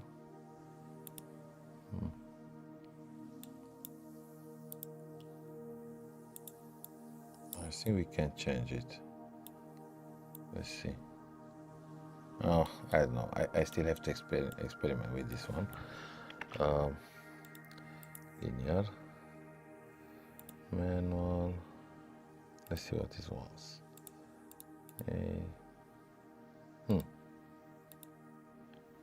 I don't see options for auto stretch. We have digital binning. Let's see if we go 4x4 how it will look. Huh. 1x1. Conversion again. Okay. Heating. Okay, so here it seems that this exposure and gain settings, we need to increase the gain for video mode. It seems take out auto exposure, just increase the gain a little bit and go to, let's say, 2 seconds.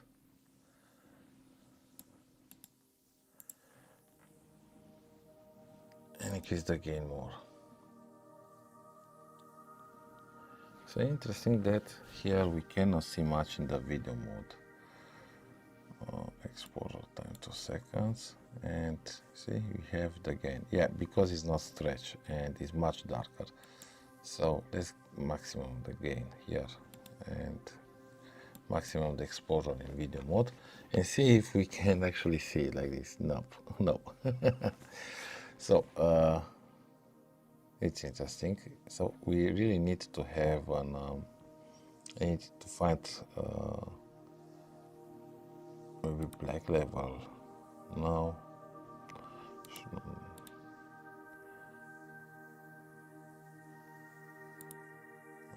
Yeah, we can try and change this, but it's not to affect. Leave default.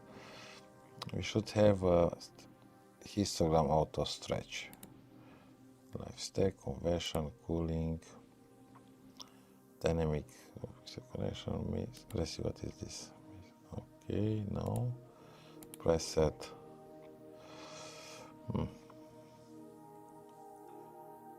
Region rotate, flip, frame rate, color adjustment, black with depth, frequency, frame rate, flip. Okay, histogram. Okay, so what we can do, we can try live stacking. We can go deep sky,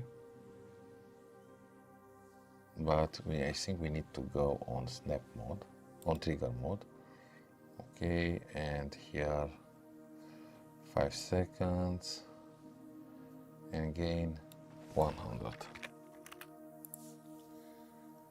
But we don't need 5 seconds. We can go also with 2.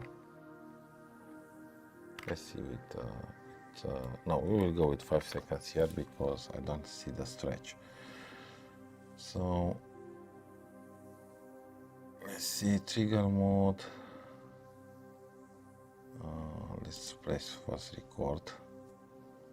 And still I need to see how the live stacking works.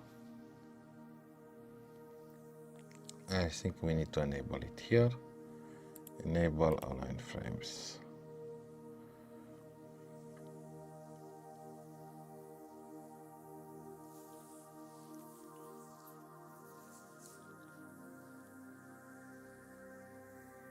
I don't know, before it worked better. So 5 seconds, gain 100.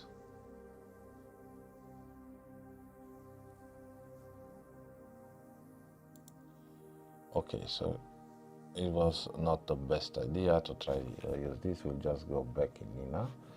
We'll close it. Close and connect in Nina. And yeah, so for Planetary, Lunar Planetary, I really love it, but for Deep Sky, I don't know, it seems much heavier, so it needs improvement there. Okay, so target temperature, we'll just go -10, or doesn't matter. Okay, imaging, and let's see here. So what is the difference here? Let's go 3 seconds, and we can also save if you want, but I just wanted to show you the field of view.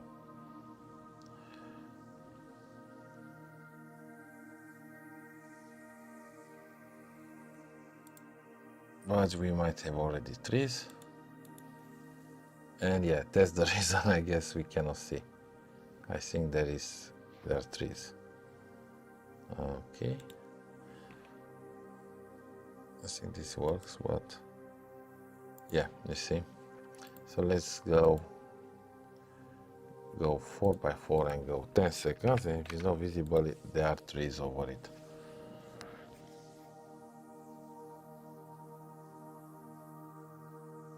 Yeah, it's too low.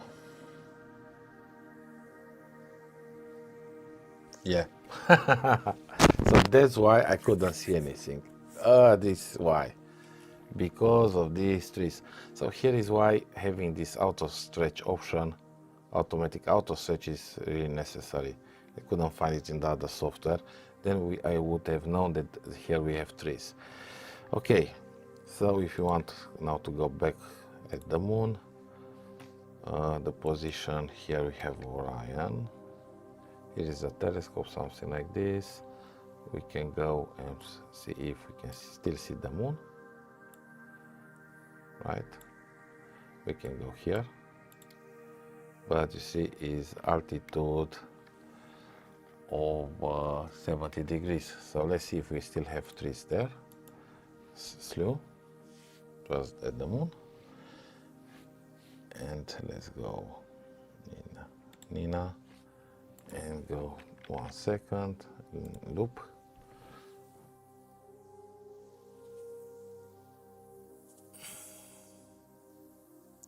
Well, I'm not using now the SkyMax 127. I'm using the Tecnosky telescope. So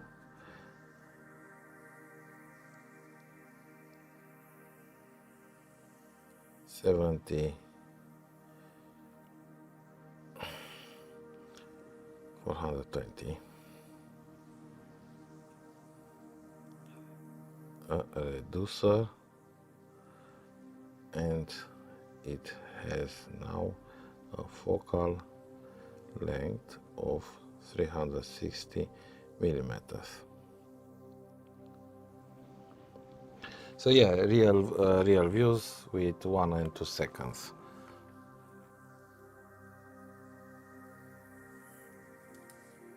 Okay, so here's the moon, 2 clouds, no more Pleiades. So what I will do tonight, we'll go because we cannot capture the moon. I'll just go here and save this plan. We'll also save it. Okay, save, but now we can delete it. First we'll go here, load, and I can find what I've done yesterday. Let's see.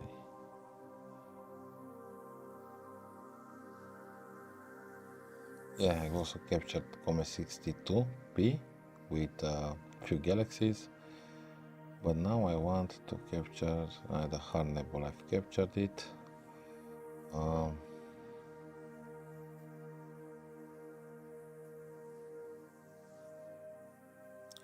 remember the designation. We'll check in Stellarium. So in Stellarium, here Deep Sky objects, and go here. Okay, so hard nebula I've already imaged. Now the moon is still close here. I don't want to capture here also California nebula, but the moon is close. So I think better I will just go and take more exposures on the Flaming Star nebula. Flaming Star nebula, I can still try, but it's really close. It's really close, you see how close it is. But yeah, we can try. So this is what I do want to do tonight. First go here and yeah, something like this.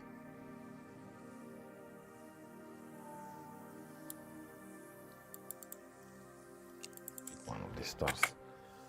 Okay.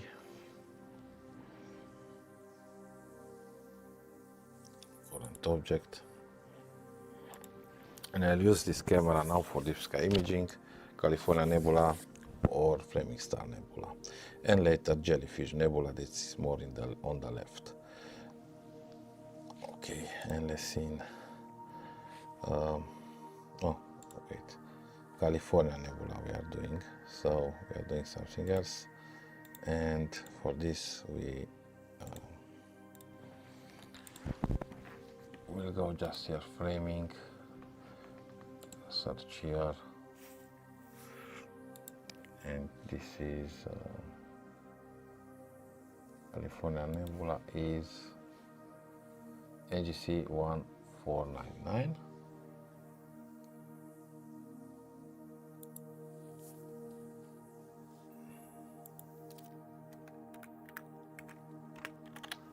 Okay,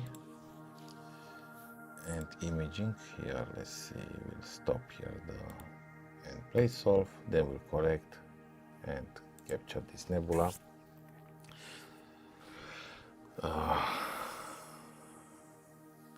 9.2 degrees on the CCD. What do you mean, the field of view? Let me check again. I'm not sure what it says, no, but I don't think it's so much. Let's see. Framing. Place of felt. Probably it's also low now, and here it should tell us. No, let me rotate. Okay, no. Where is stellarium? Okay, no more stellarium, error. So let's go back.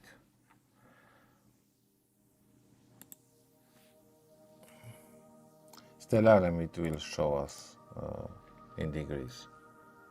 Here I don't, okay, we can see it here, 3.67 field of view. So 3.67.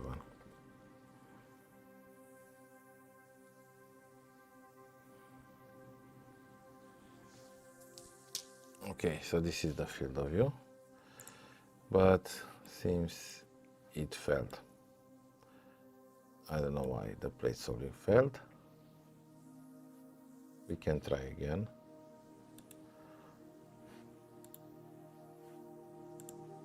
But let's see at what altitude we are now. First, so we are very low, you see. If we have trees here, we might have trees there. So we are at an altitude. Let's find the object. Click on it. So it's too low now. Altitude 26. So that might be the problem. And because of this, we'll just go on Flaming Star. This is still high, so I can still image a little bit. Current object, slow. And we'll go there. Flaming Star nebula.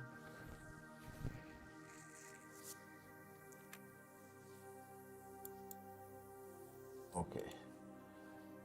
Now here, this is the designation IC405, and here I believe I have it. IC405.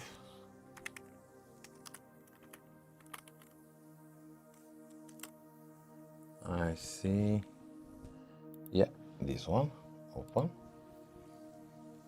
And reset. We went with 6 minutes. Okay.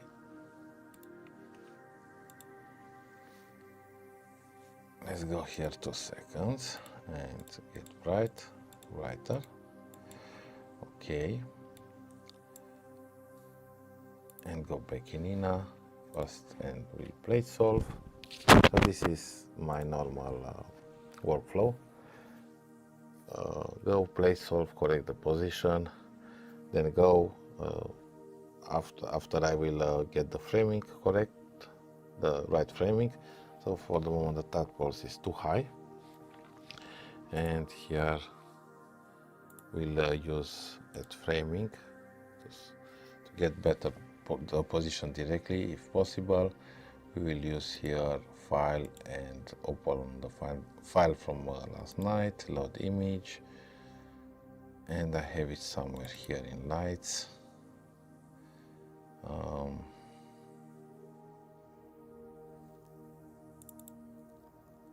Okay,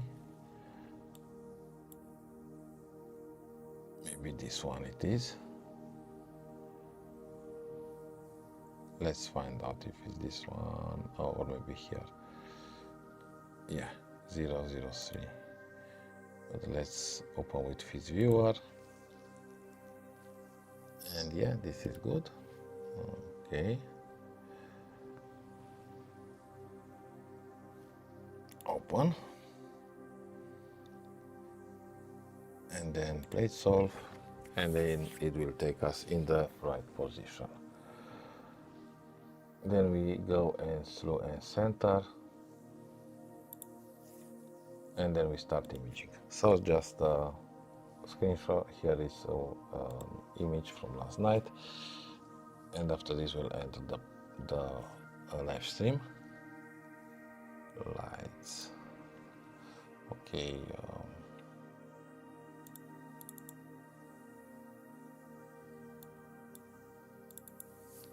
So this is what I will, oh no, this is the hard nebula I've done before, and this is the flaming star from last night, a single exposure of 6 minutes, and that pulse nebula. So I will continue tonight with this target if it will remain clear. And let's check the moon results, the images from the moon from tonight, documents, and here top sky, and we have some nice videos here. Let's see, insert player. So here we have the Pleiades, just the Pleiades as one video. Insert. Then we can process it if we want some more. We can go here, tools, histogram, histogram tools, processing, cross histogram. And here we can increase the gain if you want, or the gamma. Yes, we can play around with the settings here. See, and we can make it brighter, but not now. Now just close it, and let's see another one with the moon.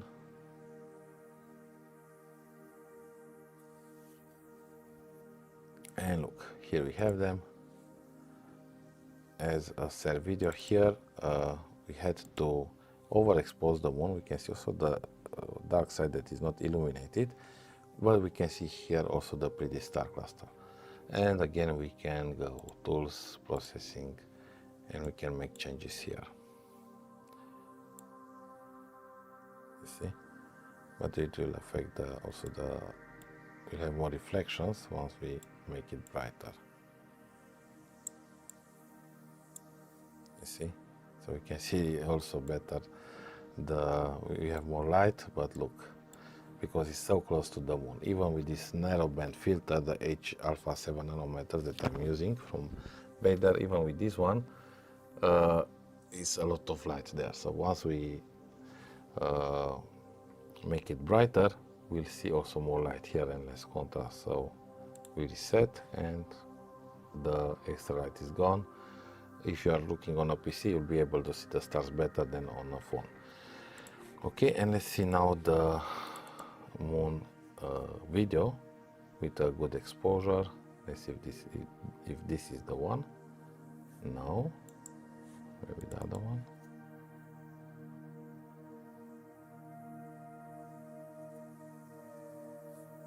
Yes, this is the one, and we can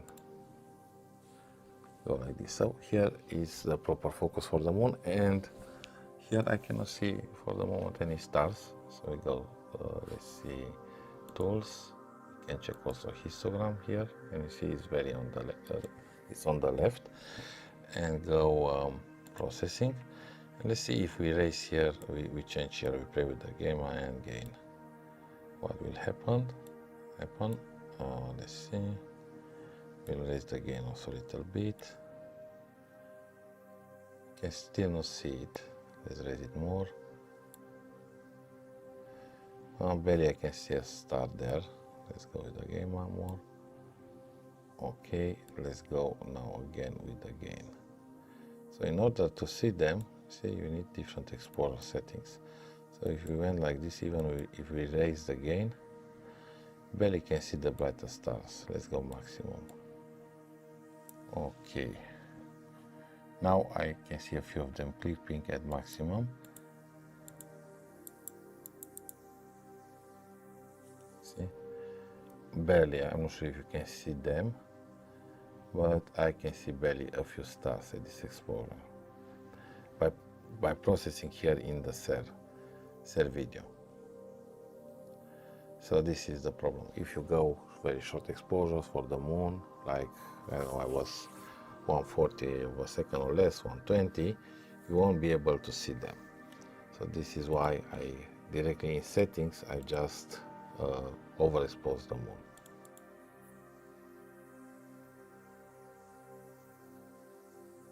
So I see this is just the moon. So with the proper exposure, you won't be able to see them here in the capture. However, I can make two videos and combine them and get one that also the moon is properly exposed and also the star cluster. And here, this is one of the videos that we can see both, I believe. Yes, one of these videos. And here you see I've exposed them. We can see also the star cluster and the moon, but it's overexposed. So this is, I guess, the maximum dynamic range that the camera can allow. The eyes usually have better dynamic range if you go and try to see from black to white, but I went outside and I couldn't see nothing with my naked eyes. No stars near the moon. Okay.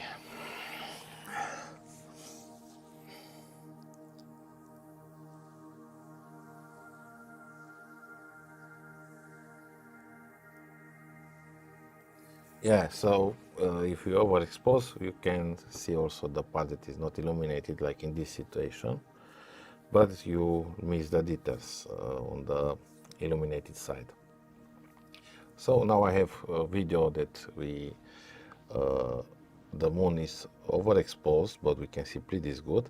And I have another video with proper exposure of the moon. And if I want to, I can combine these two videos together and get also good exposure on the moon and also the Pleiades visible. So I think I will try that. Okay, my friends, so it's almost time to end it. We'll go and, I don't know, make a coffee, leave it 5 minutes, then end the stream. Leave it another 5 minutes for you to watch. We'll to watch more if you want. This video that I made, or others that are curious to see how they look, if just arrived in the last part of the stream. And yeah, we'll leave here the music a little bit louder, not too much. And thank you all for joining. I hope you enjoyed this live stream. And yeah, hope I'll see you soon in other live streams or other videos, tutorials or reviews. I'm also will share soon the review of this monochrome camera, the Touptek Astro 26000KMA. That I'm currently using as my main deep sky camera, and I have to say this is the with a camera like this one, you get to the top quality. Top quality, and it's totally worth it if you can afford it or can raise money. A camera like this one will give you in 1 hour results like 3 or 4 hours or more with other cameras.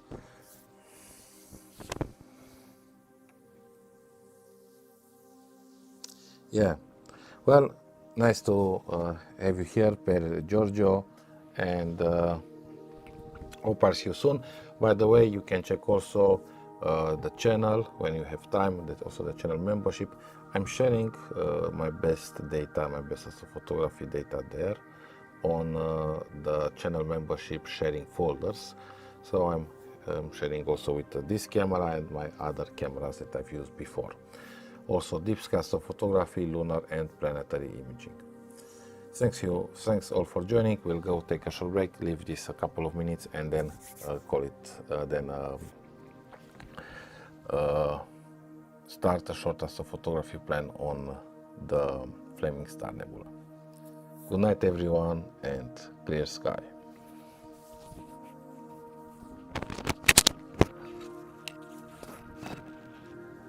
And a publicity break. Bye.